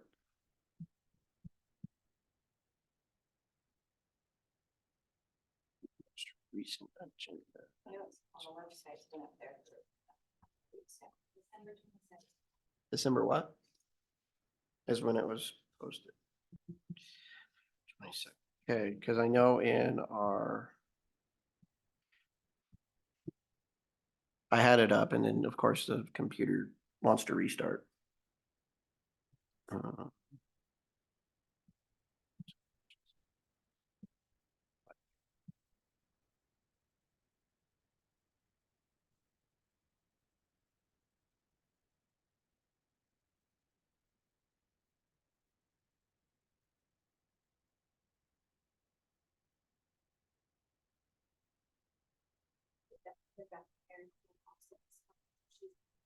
Okay, So the problem. Well, we had the discussion a long time ago, but when we announced the vacancies, it says the application period should be a minimum of 21 days. And so if we advertised December 22nd. That was, and if Commissioner Christopher recalls that we went around back and forth on whether it's shall or should. And it says should be 21 days rather than shall be 21 days. You call that? This is years ago, 3 years ago. I just wanted to bring that up because I came across it, and want to make sure that we want to move forward if we're not at the 21 days, because I don't want anyone from the community, feeling like, well, you guys advertised, you put the Facebook posts up, but you didn't follow your own policy. So I just wanted to throw that out there for discussion for my seatmates before we move forward. so you're saying we need to maybe push this off one more week. I think their Planning Commission, I think, has a meeting coming up. And I know we have to make sure they have a quorum. Is it next Monday night? No, because that's Martin Luther King Day. So I Okay. think it's either on Tuesday. I think it's Tuesday. They changed it to. Okay. So would you like, in the interest of filling these boards, would you like to give more time? Just in a change of word, if that means one more week. There's quite a few of these, I don't think, that have applications. There is application for the drive. Okay, okay, But that list of. okay.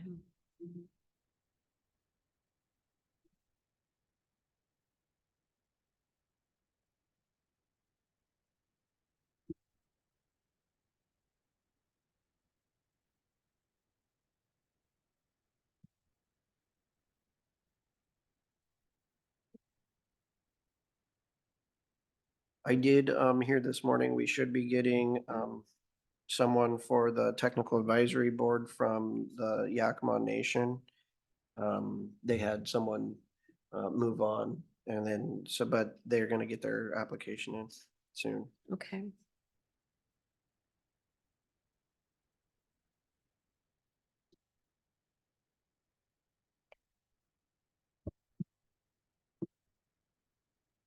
So how would you like to move forward? you know, several of these, the Columbia Gorge Regional Airport has a dedicated person that's reapplied, and that's the only person, only one open. I don't think there's other applicants. I think some of those we can just go ahead and, so would you like to entertain a motion to reappoint Tim Ernest to the Gorge Regional Airport, since he's been so kind to reapply and he's the only applicant? I would once again state that my votes or activity in any one of these depends on this board's determination on my appointment. So if you want to make motions on all of these without me involved, you can. That you can't hold us hostage on other boards or votes because of your opinion on one board. Is that what you're saying? No, that's you putting words in my, But you will not vote on any other boards? that's correct. Then I believe we should move under consideration of the boards and their working order and the people who have applied. I think we should move down this list and work through the list for those appointments. You have to And if you vote. choose not to participate, You can do that. okay. Did you want to do that today, or did you want to leave Give it one more week. for the one more week so that we follow what the policy says we should do? Because of the language, I believe we should leave it one more week. I And believe. Yeah. Are we making a dedicated effort to follow the appointment policy then? Is that what we're trying to do here?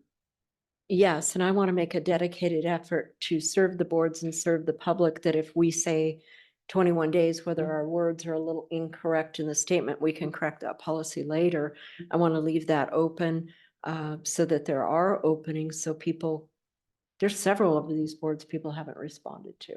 So if we make one more effort to speak publicly that this is available and we sure want to get people on these boards, I would like to give them that 7 days.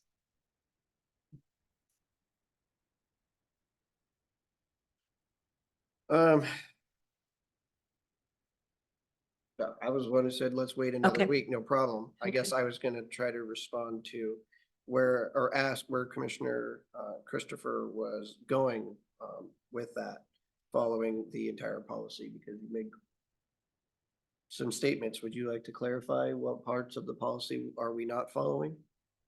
Because the citizenry of listening could be a little confused. Yeah, I'm not sure either why. I'm not going to defend myself from accusations that I said something that I didn't say. So, We're just asking you to clarify. no, I was clarifying, is it the intent of this board to follow the entire employment policy? And I believe we are, and we're asking you to be engaged in it. And I think I need clarification of why you think that you don't want to be engaged in voting on other board members and are holding it to just, you just want to talk about one board. And we have a list, and the one that I believe you want to talk about is at the bottom of the list. I simply wanted to move through the list. Correct. But it's also one that I've made a motion for previously. So I would say it was at the top of the list because it was discussed last week. How it got to the bottom of the list this week is a different subject. I believe that the appointment procedure says that the commissioner from that district will bring forth 2 applications with a recommendation of which one they would choose. The Okay. board will then pick from. So, Since we have a week, yes, I would ask that Commissioner Christopher bring forward this policy, because in the policies for appointments, nowhere does it say that in there. and I believe last week that was an agenda item on that board. I don't think we were discussing lists. This is, I asked staff for a list and they sent us a list so we could move through it in an organized manner. I don't think there was anything intentional putting that at the bottom. So I would like to say, if staff could add this to the agenda next week and make sure we do everything we can as commissioners to reach out to the public today to say, if you have friends and neighbors that want to serve on boards that are valuable to help this county, now's the time, and we'll have this discussion next week. And I plan to address the list and move through the list as is. And like Mr. Anderson said, if you could bring information next week to that policy, we'll have that discussion before we move through the votes. Okay, Okay. I don't know what Commissioner Anderson is reading over there, but since I drafted the policy, I'm pretty sure what's in it. I'm reading the policies that are posted on the county website. Okay, so we'll take this back up next week under unfinished business, I assume. So we still have a little bit of time. I think we could address the WSU contracts. I've been in contact with WSU. They have clarified that it will be one contract with separate items under it. The 4-H will be a standalone item under that one contract with Klickitat County. And then they would like to know from us which things you might be interested in that would serve our county. And they presented us a list of educational things that they can help us provide as services to our community.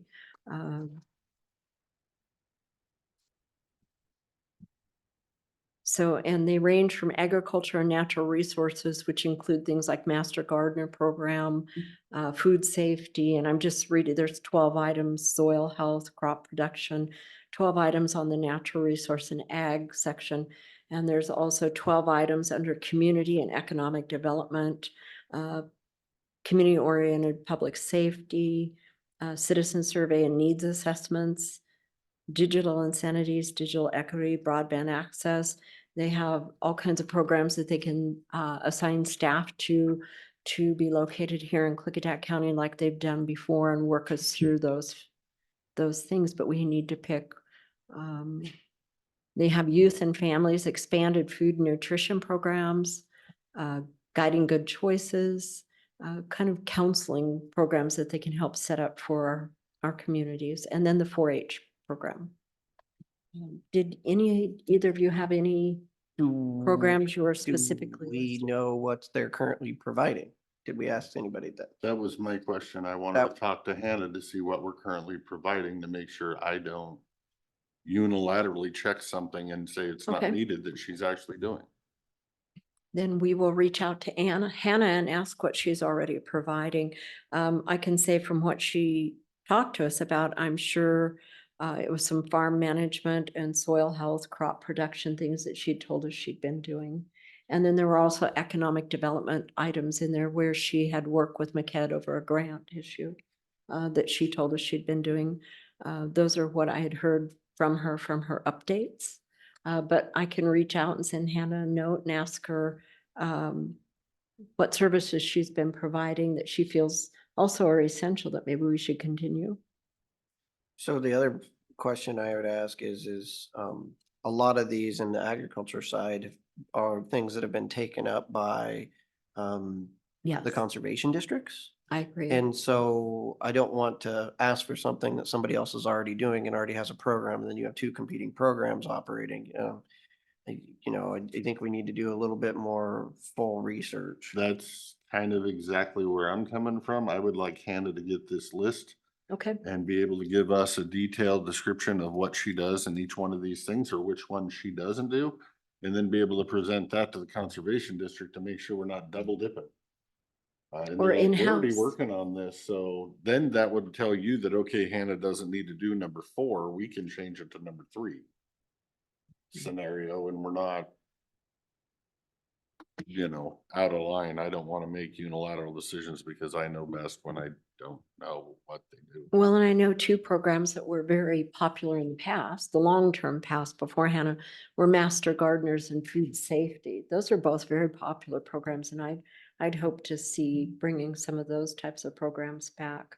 Because like you said, we're covered in economic development and in conservation district on several of these items. So I can send Hannah a letter. So next week for unfinished business, WSU, if I hear back from Hannah by then, we'll go ahead and have an update. Thank you.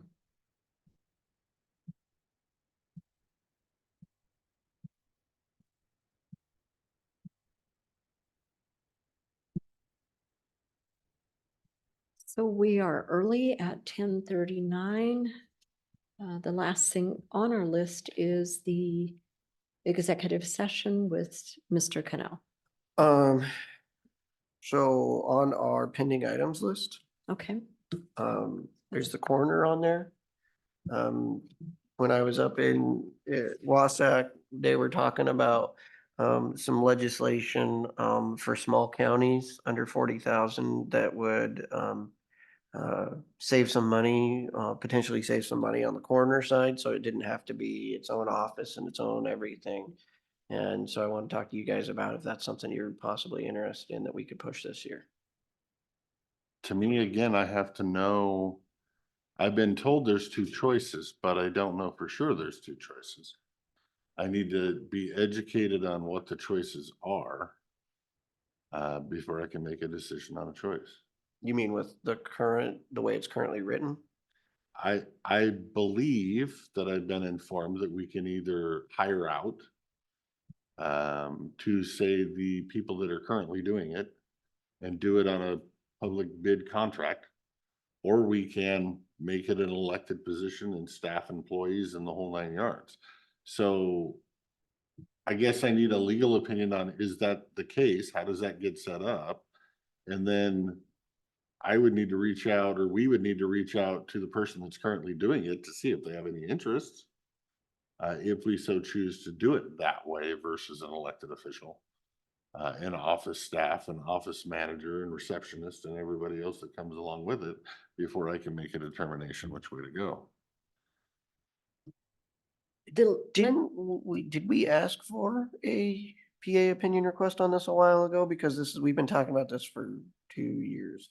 He had time on the agenda and was here to give us a briefing. And because the conversation before him ran long, 7 minutes, he got up and left, and we never got the briefing.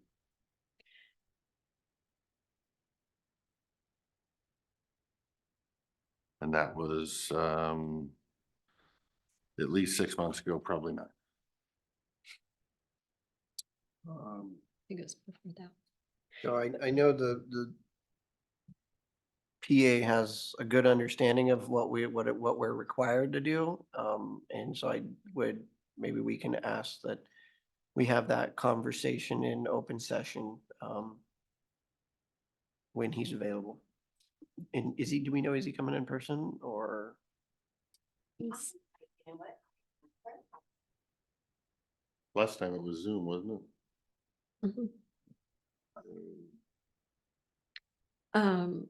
We have a lot of time. Would we, if he is, I don't know if his schedule would allow today to Yeah. give us 5 minutes more in an open session for the coroner questions. That would be great.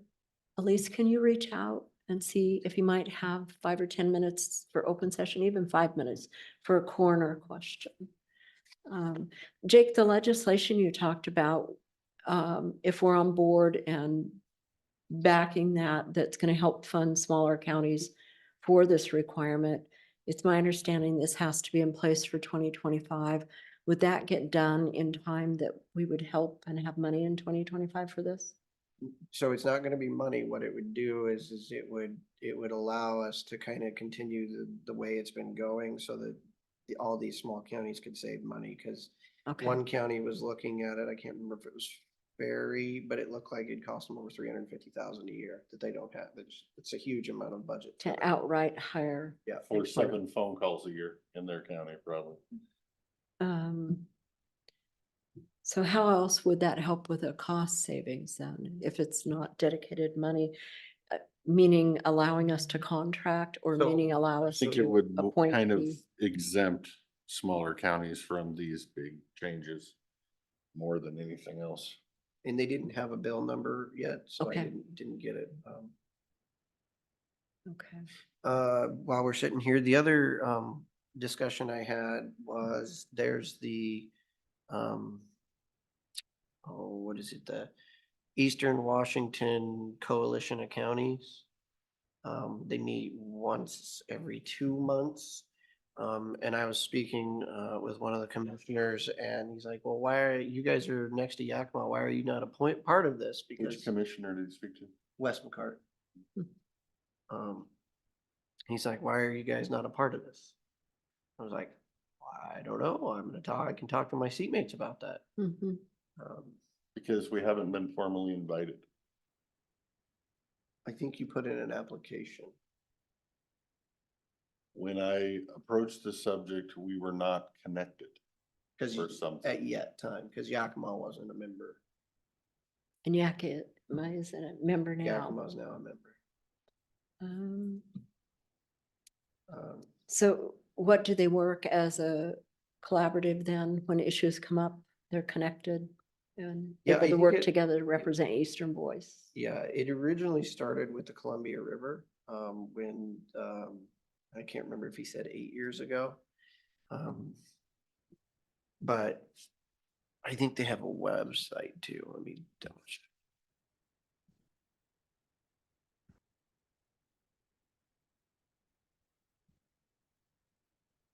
And it's called Eastern, It's the Eastern Washington Council of Governments. oh,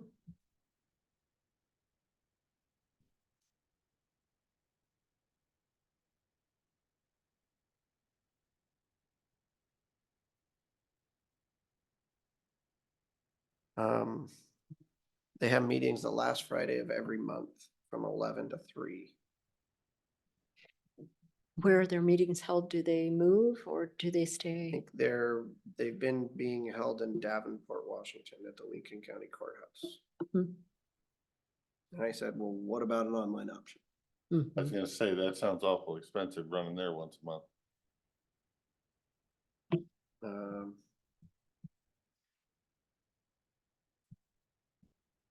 Just look at here.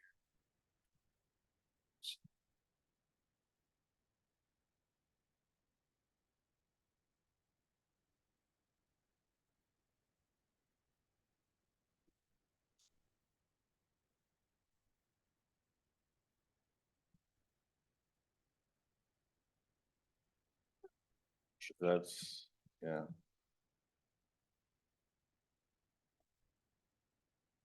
Probably another $10,000 in budget to do that travel. So they deal with NACO, Forest Service, PIL, SRS, RAC stuff, WDFW, state and federal reports, the Columbia River, the Snake River Dam breaching, the treaty on the Columbia River, salmon reintroduction. So they hit a bunch of stuff that deals with all of Eastern Washington that a lot of these we've been kind of a part of when we actually had a natural resources department. And short of one of us, is there an opportunity in the future with a natural resource rep that they could engage on this board for us? No, this is a commissioner thing. It's a commission. It's commissioners. Okay. I think anytime we can link with our partners with the climate we're in, looking at what's coming from the state and the federal government, the bigger voice is always good. If we have the time, sharing resources, sharing information,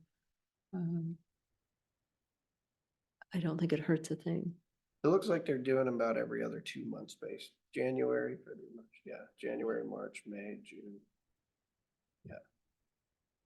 So they must have went to every other meeting. And if we did join, would either of my seatmates like to sit on? Be less drag for you guys.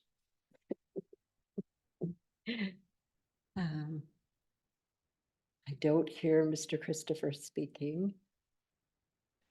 I think it's valuable. So if that sticks me in the hot seat.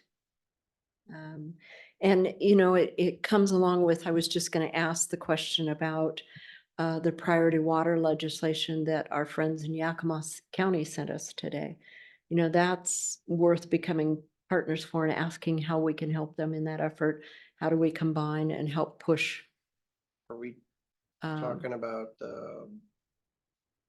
It just came in today from Commissioner McKinney.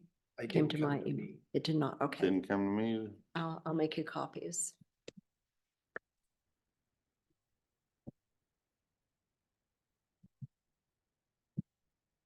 I'm just looking to see if they're on the list. I think you might be on the list because I see all commissioner names on there, so. It, they'll have to copy it anyhow, even if it is in their email. But that's a subject that will probably come up within a board like this, so. Like I said, I think we have a lot of valuable things in common that we're gonna have to fight for.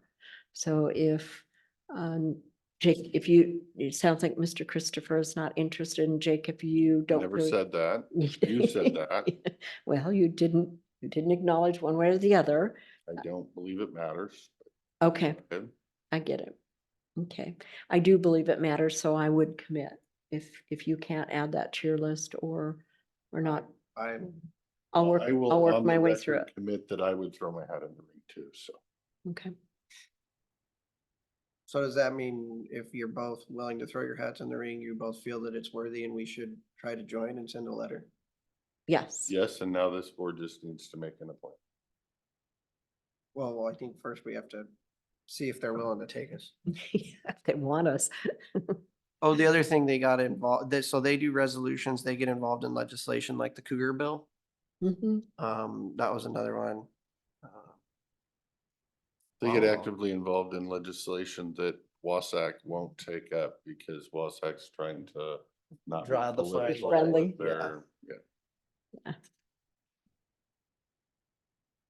And like I said, I'm working with some of these commissioners already, Yakima County and, Not seeing Wes's Yakima's County. resolution. so I have no problem.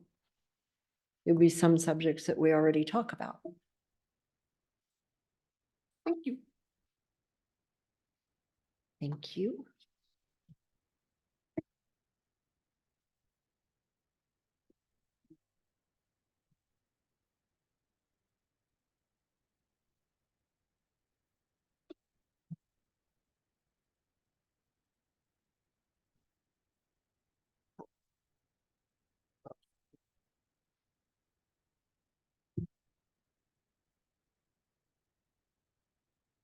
I think that's a start. Probably needs to have more teeth in my mind. But it's a good start. I guess my first question would be, is that not required anyways? What? That you have to provide an adequate water supply for the project? I mean, we went around and around on this with the Lund Hill thing. I mean, in order to get it, and that was, that was a permitted outright project. I think what they're talking about is making sure at FSEC, it's entering it into FSEC's processes. I think SEPA automatically required. I don't want to run legislation where it's already required. It says Yakima County's priority legislation, which very simply adds the following paragraph to RCW 8050 governing FSEC. So I think they're adding a sentence or a paragraph to the FSEC legislation is what they're Right, and looking this for. is a Corey thing, so I'm gonna take it on good faith that he knows what he's doing. And while we might require in our county code that they show adequate water, maybe this is a loophole in FSECs that they don't. So that's all they're asking is to throw this in there to make sure you're checking for adequate water. Because I've never read FSEC's code on availability of water because we've never had an FSEC project. And even Cypress has moved to that point. So, like I said, I will take it on good faith that they know what they're talking about. And because this is the first I've heard of it. Actually, reading the bill packet this morning was the first I've heard of it.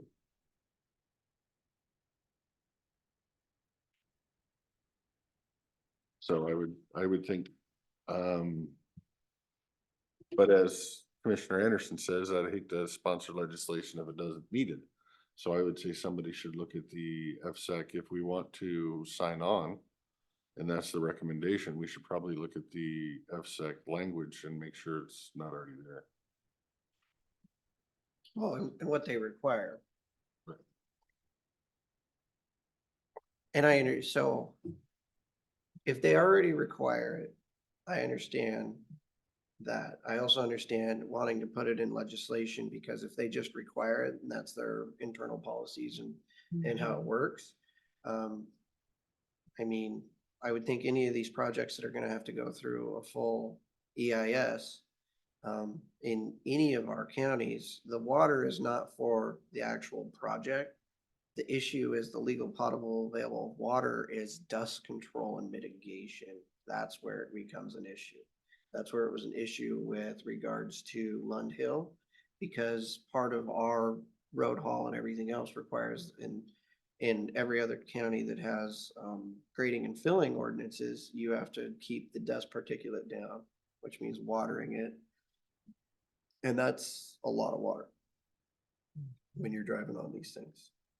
That's where it becomes an issue. It's not usually the operation and maintenance of them, unless you're somewhere where there's literally no rain. As I said, the occasional, I think they said they testified that they wash the panels once or twice a year with a pressure washer, which doesn't take a lot of water.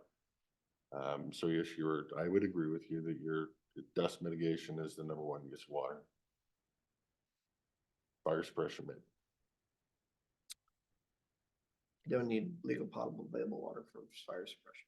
You don't need potable, no, but they flush a lot of them have a 5,000 gallons worth of water on stand and they flush that water from time to time. So it doesn't start developing funky stuff to run through the pumps. Well, it sounds like you'd like to check the RCW. But I can't think that all of those involved don't feel that it's not needed language to clean that paragraph up for OPSEC and ensure that it happens. And again, a bill like this is something that probably belonging to this Eastern co-op is something that would come before them and we'd all get on board to support each other. So I think belonging to the co-op is the coalition of counties. For me, Eastern Coalition of the Counties is a sensible thing.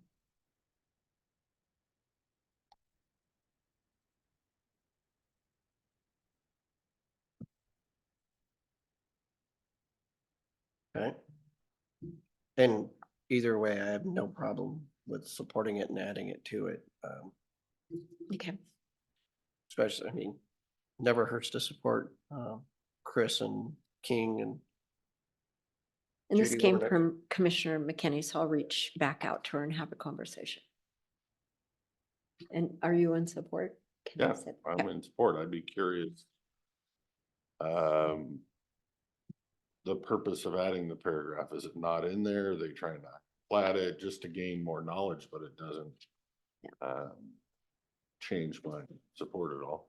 And did we make a decision? Are we going to submit that application to the, No motion was made.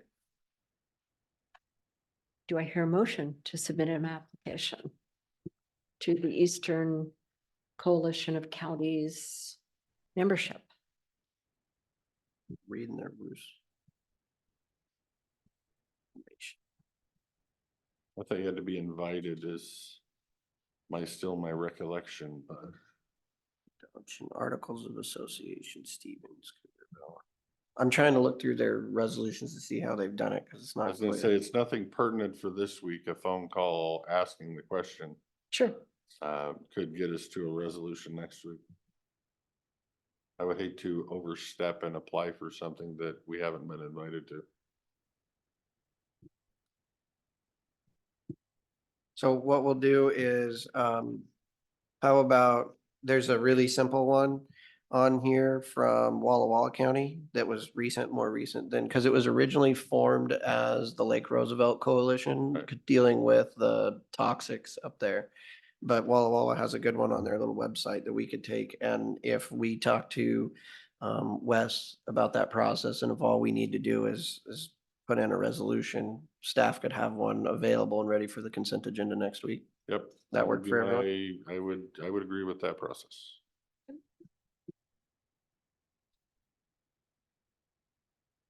Is there anything you need from us?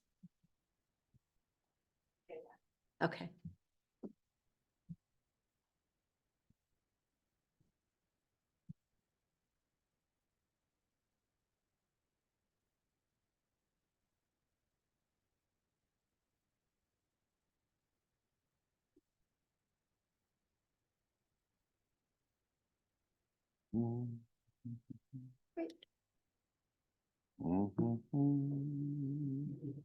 Good morning.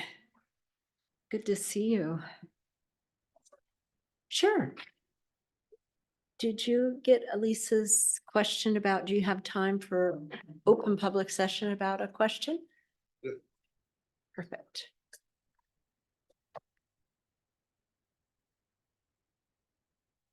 Wind's picking up out there. We don't need that.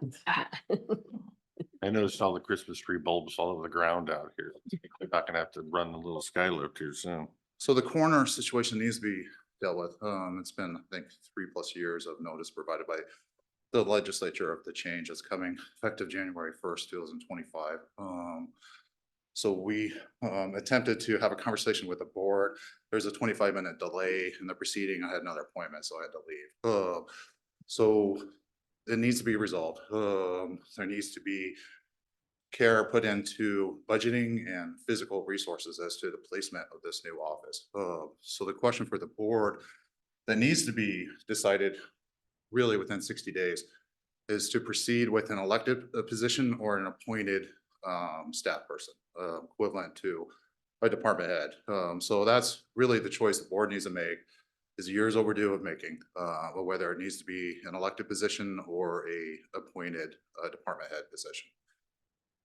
To get on the ballot for the fall, I believe the auditor will need some time. That's where I think the filing deadline, if I remember correctly, is in May timeframe. I think you two gentlemen are up to probably know better than I do this year. I think in May. So plenty of notice before that filing period if it's proceeding as an elected position. And then the ramifications for whether it's appointed or elected on staffing, budget, physical placement, all those things will need to be resolved. Questions? Have you heard about potential legislation coming around this session on the corner issue? It was brought up at WASAC is why I was asking. I have not. I have not heard anything. I reached out a few minutes before coming over here to our executive director to see if he's heard anything. I am on the legislative committee for WAPA. We had a meeting on Friday that was not something that came up. I'm not aware of any pre-filed bill that's caught anyone's attention to that effect. I'm not aware of any filed bill at this point, or who would sponsor it or what the language would be. Okay. Any other questions? How we proceed? Sounds like we're gonna have to make a Well, I guess decision. the discussion would be is what way is my seatmates leaning? If there's no new legislation, are we leaning towards an appointed or an elected position? Do you have any advice on what you see that position as? Well, let's start with, let me try to address any questions that might be outstanding. I've been ex-official coroner going on 10 years now. I was a deputy coroner a year before. I've been doing this for a very long time. And probably at this point, there's only 2 other individuals in the office that have the level of training. One of the issues that created the separation out to a separate either office or department head is the legislative requirement of additional training that takes effect next year, which would be a minimum 40-hour course every, now I can't remember if it's every year or biennial. And there's a recognition that the prosecutors' offices in the rural counties below 40,000 that are currently handling ex-official coroner duties, I think there's 9 or 10, similarly deny the resources to have staff gone for a week, 2 weeks at a time for coroner serving. And it's just not, I think, widely conceded. It leads to inconsistent performance of coroner duties throughout the state, where you have larger, medium-sized jurisdictions that have dedicated, very highly trained, either medical examiners of over 200 counties, over, if I remember correctly, 250,000, then coroners below that, and then ex-official coroners below 40,000. So there's, it is, even in our county, there is a frequency, roughly 2 to 3 calls think we average between 2 and 4 calls a week, requiring some sort of responsive timing. I moved forward about 4 or 5 years ago with contracting with a deputized,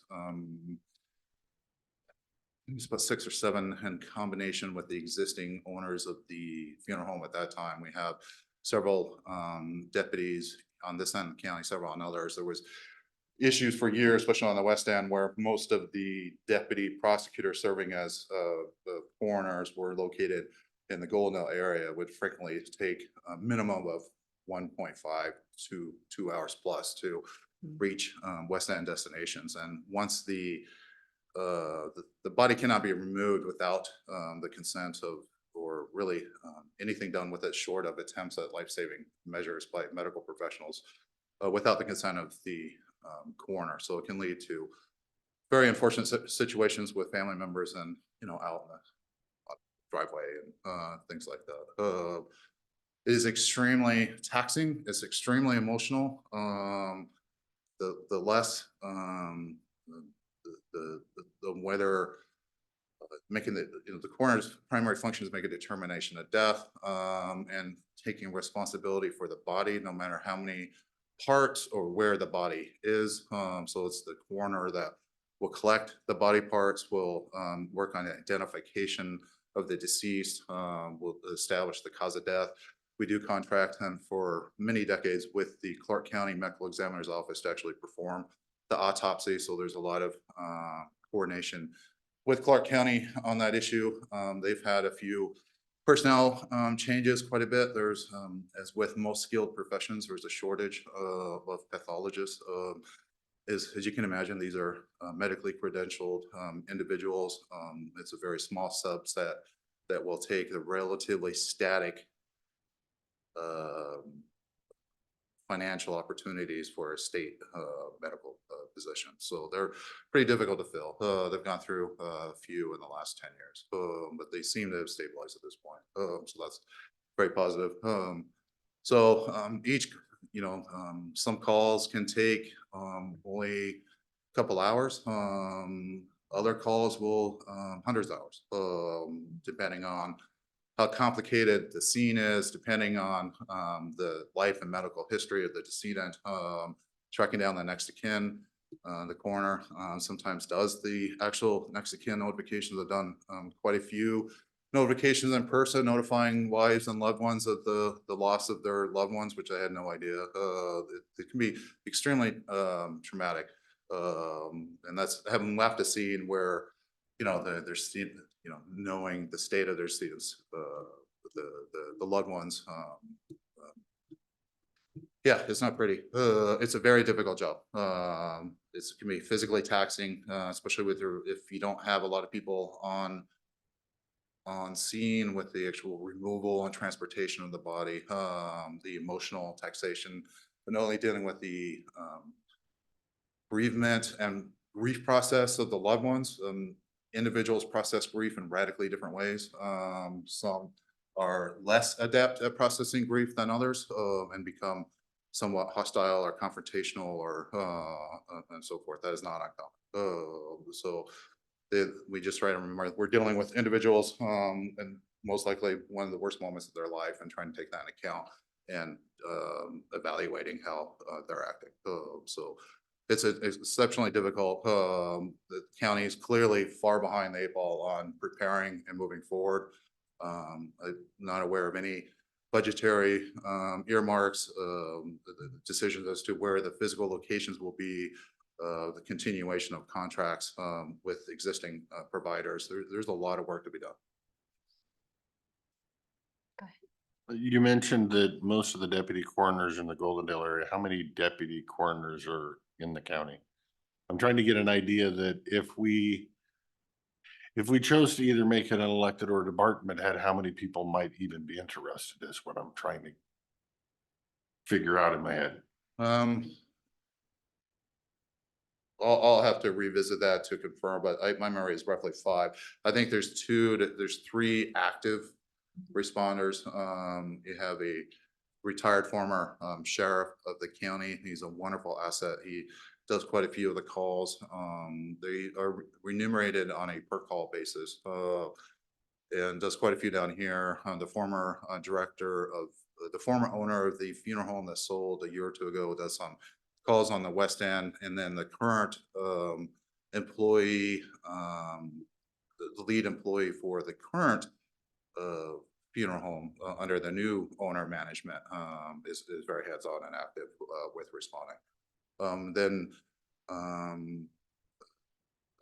I still, I think it's been about a year. I still take occasional calls when it's nearby or when people are jammed up. My chief can take calls. Rebecca's taken quite a few calls. I think it's been a few years, but and then our office administrator is designated as a chief deputy, so she kind of really is essential for processing coordination with all the different agencies, so all the medical providers, all the funeral homes, all the bereaved, because there's certain there's a plethora of statutes and protocols as to what information can be shared. Most cannot be shared, and most of it is not public, and so even family members have to go through submitting affidavits and so forth to get a lot of information. Another question I have is, you have a better understanding of these individuals. Do you have any kind of an understanding on whether they would prefer it department head or elected? I have not had that conversation, no. A question about what it says now is either elected or appointed staff. Mhm. Does that mean funeral directors now would not be able to do it because they wouldn't be staff? How does that work? No, this would be a county position. Yeah. So it would be equivalent to either an elected or a department head. Okay, so we would have to hire that person and make them, Well, I think it's Just like more you than- would with a planning director or Right. with right, But it's Okay. more than that. You'd be office manager, receptionist, Correct. all of the rooms that. I don't go think one with it. person could do it all. Right. no, Well, you'd have to have a deputy anyway, because the coroner's gonna have to go on vacation once in a while, and somebody's gotta be able to answer the phone. It would be the determination of that coroner to how to proceed on that. I don't, you know, our current arrangements, we don't have our deputies, besides the staff, of course, that's in-house with the attorneys, are not full-time. They're not county employees. They're contractors that Oh. remunerated per incident. The issue is that you can't contract the whole service out. So there has to actually be to have deputies, even if they're contractor-based deputies, someone has to deputize them. So you have to have that position with that power and authority of the coroner. This is a position that goes back millennia, was created in the Middle Ages as a check on the power of the sheriff under the statutes passed in the territorial times and effective to today. The coroner is the only person that has the authority to arrest the sheriff. So that, and the coroner, if the sheriff becomes incapacitated, this was an issue that came up 2 years ago, not deceased, but incapacitated, the coroner by statute actually fulfills that responsibility. So it's a very odd situation where the possibility in the state of Washington, where in a rural county, you could have one individual filling the roles of prosecuting attorney, coroner, and sheriff. It's kind of crazy, actually. But that's the current state of our law. Mhm. I am leaning far more in the direction of elected than appointed, which got a surprise over there. Consequences for the Board of Commissioners if nobody runs for coroner might be a little different than if we have problems finding a coroner as an appointed position. And that's the reason I'm leaning in that direction. So with 2 to 3 calls per week, how many hours do you figure the coroner? Because a lot of that work is also going to be done by those deputy coroners if, you know, you're going to continue down that path where you'll have a coroner that's either elected or appointed, but will contract out, you know, on a per basis with, you know, the funeral directors or whoever it is. How much actual time per week does the coroner spend? Would you figure? Oh, it's very difficult to gauge because it just depends on the frequency and difficulty of the calls that come in. If one full-time position with what I envision as probably the quite workable situation is the one full-time position for the actual coroner with at least a part-time administrative assistant to help with paperwork and so forth. And then they could most likely want a contract with 1, 2, 3 individuals to provide coverage on weeknights on when they want to go on vacation. No one person can be on call 24/7, 365. That's their mental health would not withstand that. Compounded with the nature of the work that they're doing. So it really would be up to that individual. If it was me, I would hope to have at least a part-time administrative assistant, and then would most likely have 2 or 3 contractors available to cover, you know, on particular weekends or vacations, things like that. Yeah, I think we have to, in order to set them up for success, give them at least a part-time administrative assistant.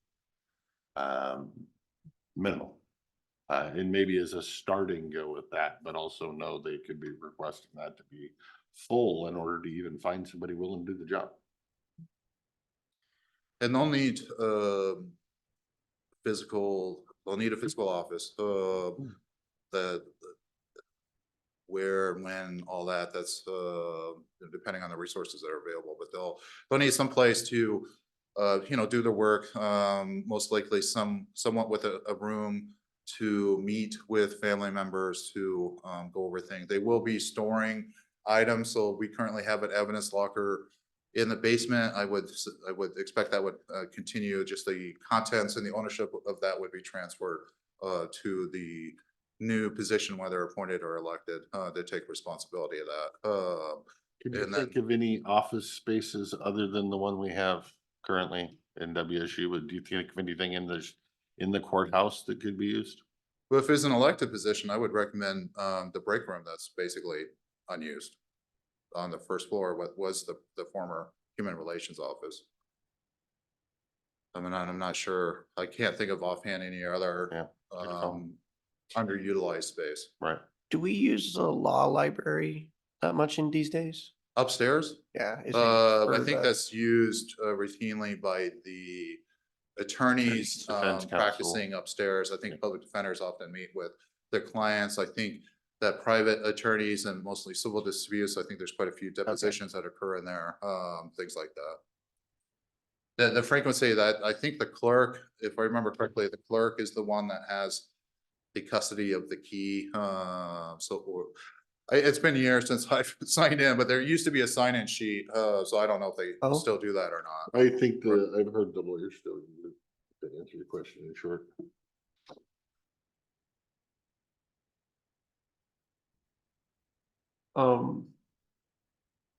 Do we know, does the sheriff's department have any, because they had that switch over, right, with their, was it their break room or their one of their places that might work? I We need- can't for the life of me see anything that is forward facing to the public where you can put a door that says corner on the door that you can knock and get into. I guess where I'm going is that we have staff in your office that's been working for many years, that's trained on the office staff side, that we're going to either be taking, and that's why I was asking, how many hours a week do they spend on it? We're gonna be taking either those duties away from them, or could the coroner work with your staff member and keep that so that that continues to flow like how that currently works? Well, I'm not gonna volunteer I'm not gonna place someone in a situation where they're being voluntold to continue with duties. I know there's the eagerness to move on from the coroner. There is a plethora of other tasks and duties that could be done in a more timely manner if our staff time was freed up from that.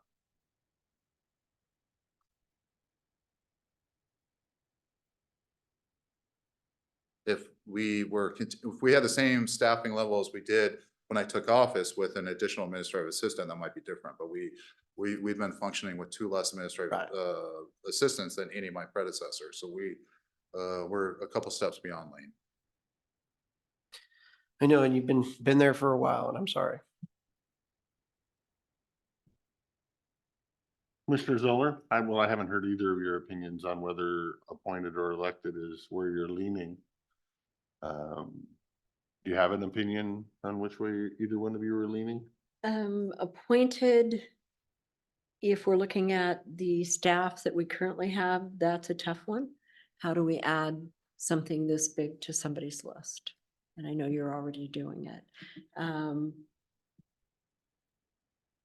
And just the emotional side of it too, to change up what we're doing, look for new people. It is a tough job. And it's a tough ask for somebody to do that position. And I can't even imagine the amount of paperwork that goes with that job. And especially if it's something controversial, even court, you have to probably testify in court at times. I mean, there's a lot of different things that we don't understand about this job that's bigger than what we know probably. Elected, the possibilities of finding somebody that wants to run for a position like that. I don't know. I don't know what the field is out there. People who would like to be a coroner. I think I believe there's multiple people that'd be interested in pursuing Okay. that, especially if it wasn't elected. I believe that had some autonomy. Yep. And if there was no filing, there would be a special filing period. If there was still none, there would be a special appointment process to serve a temporary basis until the next election. Okay, Just as if, if no one Sure. filed for my position. okay. Yeah, one more of the reasons, the autonomy that you mentioned is one more reasons why I'm going with elected, because I think we'll get more people potentially interested in being their own boss than working for us three fine folks. It might cost more money, but Yeah. I guess that's still my question is you've been doing it for 10 years and I know that you've got your deputies. How many hours do you figure for the coroner it is, per week that you spend on an average? Is it, is this going to be a full-time job? Within the whole office, again, this is excluding the time, response time, on-scene time, and time that the contracted deputies are performing. But solely administratively within the office, anywhere I'd say between 5 and 35 hours a week, depending on the nature and frequency of the calls. One difficult call can create hours and hours and hours of work trying to coordinate and track down medical providers, family members. If there's public records requests. there's a lot involved. And again, you're dealing with people often in the worst point of their life. That there's just as a political reality for you three, there's not a lot of upside to. In fact, there's really no upside and lots of downside. Because people, again, are some deal with grief better than others. Some lash out more than others. And I think we've all aware of a death that occurred in the county a year and a half ago that a family member is still not able to process the reality of what happened. Well, and for me to hand this assignment to somebody else and looking at yourself, asking you to switch gears immediately because you've had a death and you have to go. And you have pressing things in your office. I don't know how you've done it. And then take up all the responsibilities that go with it after the fact. So moving it on from here as society grows, as our requests get bigger, it may be a good idea to start here and start professionalizing that and stop adding a burden to another person's position. Do you see the ability of maybe like Skamania and Klickitat getting together and having one corner for the two of them and working together, trying to save some dollars? I'm just looking at the long range. I believe there is a statutory provision that would allow for the creation of a kind of a equivalent to a health district. I don't want to really give any firm opinion because I have not had the opportunity to look into that. So if any of the members have any questions, either after a meeting or before a meeting that we can try to look into, it's always helpful to do that so we can have as informed a conversation as possible. But I'd be surprised if there wasn't an ability to work something out along those lines, but we would have to look into that further. But it would not be elected. Well, that's what I said, they wouldn't be elected. It would Because you have to live in a county to be elected there. But the other, yeah, it'd be interesting. right. A And so, joint appointed position. so is if what you you're- had an appointed position that was under one of the counties, and then you could contract out for a lot of those services, but you might be able to have the same three people working, but it would be over a larger area.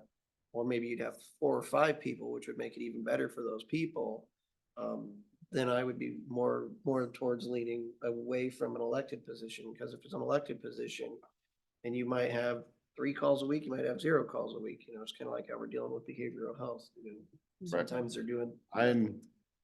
I respect your opinion. I'm still elected because I don't think there's a high demand for people that want to come work for us, especially and or have to commute back and forth to Skamania.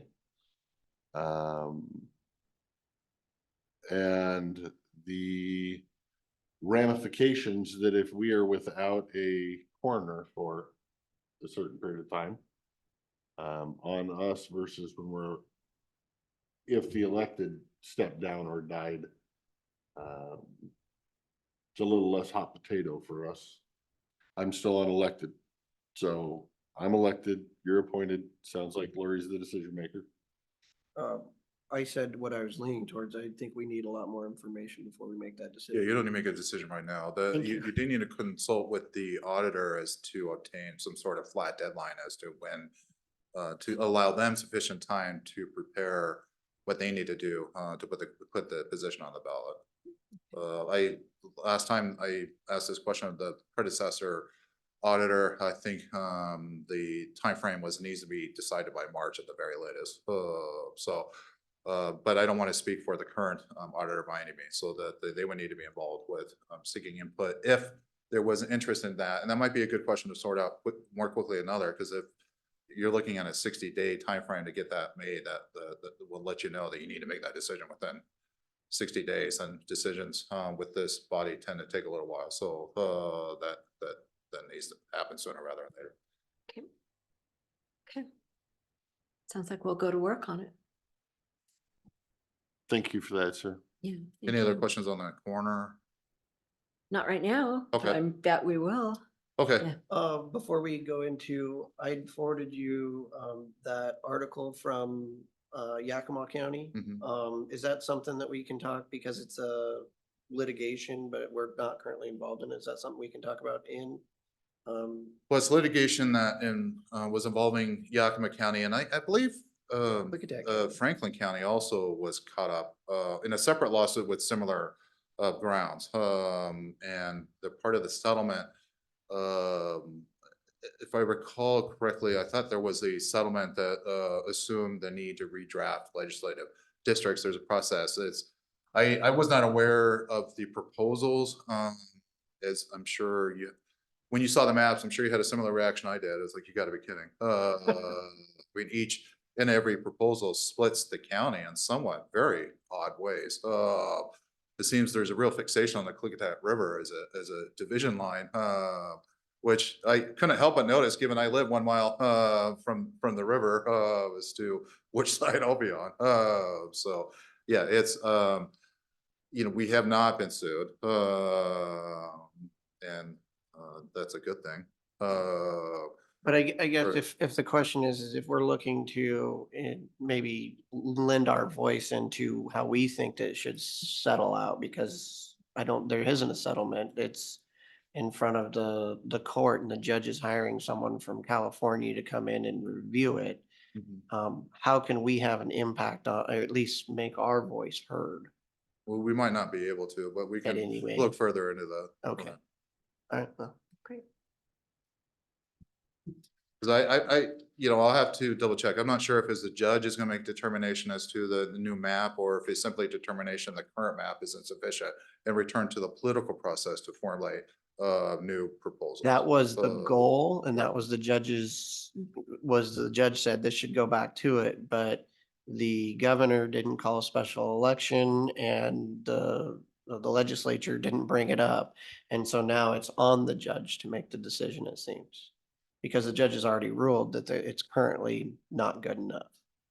No, I would expect the judge to do that. Again, I'll look further into it, but it's extremely unlikely the federal judge themselves will designate the map, but they could order the legislature to go in a session, or the governor to order a special session. I have not been following that litigation, so it didn't involve us directly. I was astounded at the proposed maps and how much of impact they did have on our Mhm. community. In fact, I think all our current legislatures would be All of them are mapped gone. out of their own districts. Except for in one of them, Senator King would remain, but he wouldn't be in ours.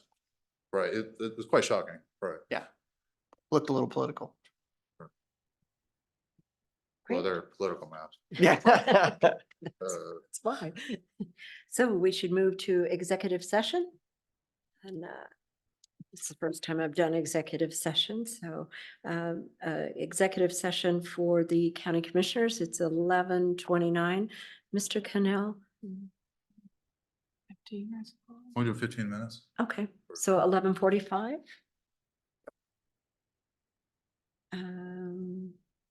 And so we'll be shutting down Zoom and staff will be leaving. And it's now 11:30. We'll be moving into, okay, prosecuting pending issues, updates, and some which may qualify for executive session in accordance with RCW 42.30.110. At the appropriate subdivision for pending and threat.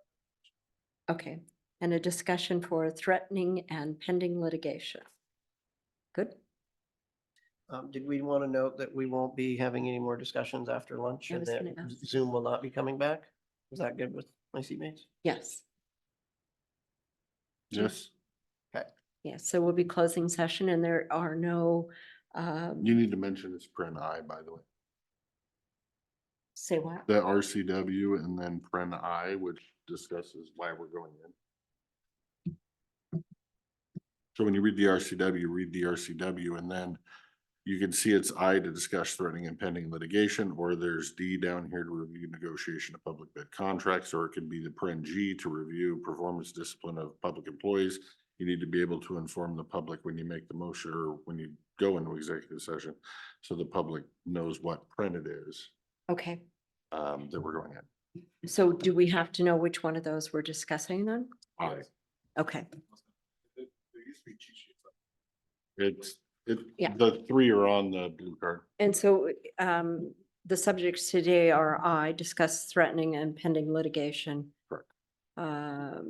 I don't believe we're discussing contracts. No, nothing else, just. Nothing else, just I. Yeah, one thing at a time. Yep. If we went on to another topic, we go out and accept all new executive. Okay, okay, so we'd extend and have a new time frame and discuss what we said. So we'll be going out until 11:45. It's 11:32 right now under RCW 42.30.110 under I to discuss threatening and pending litigation.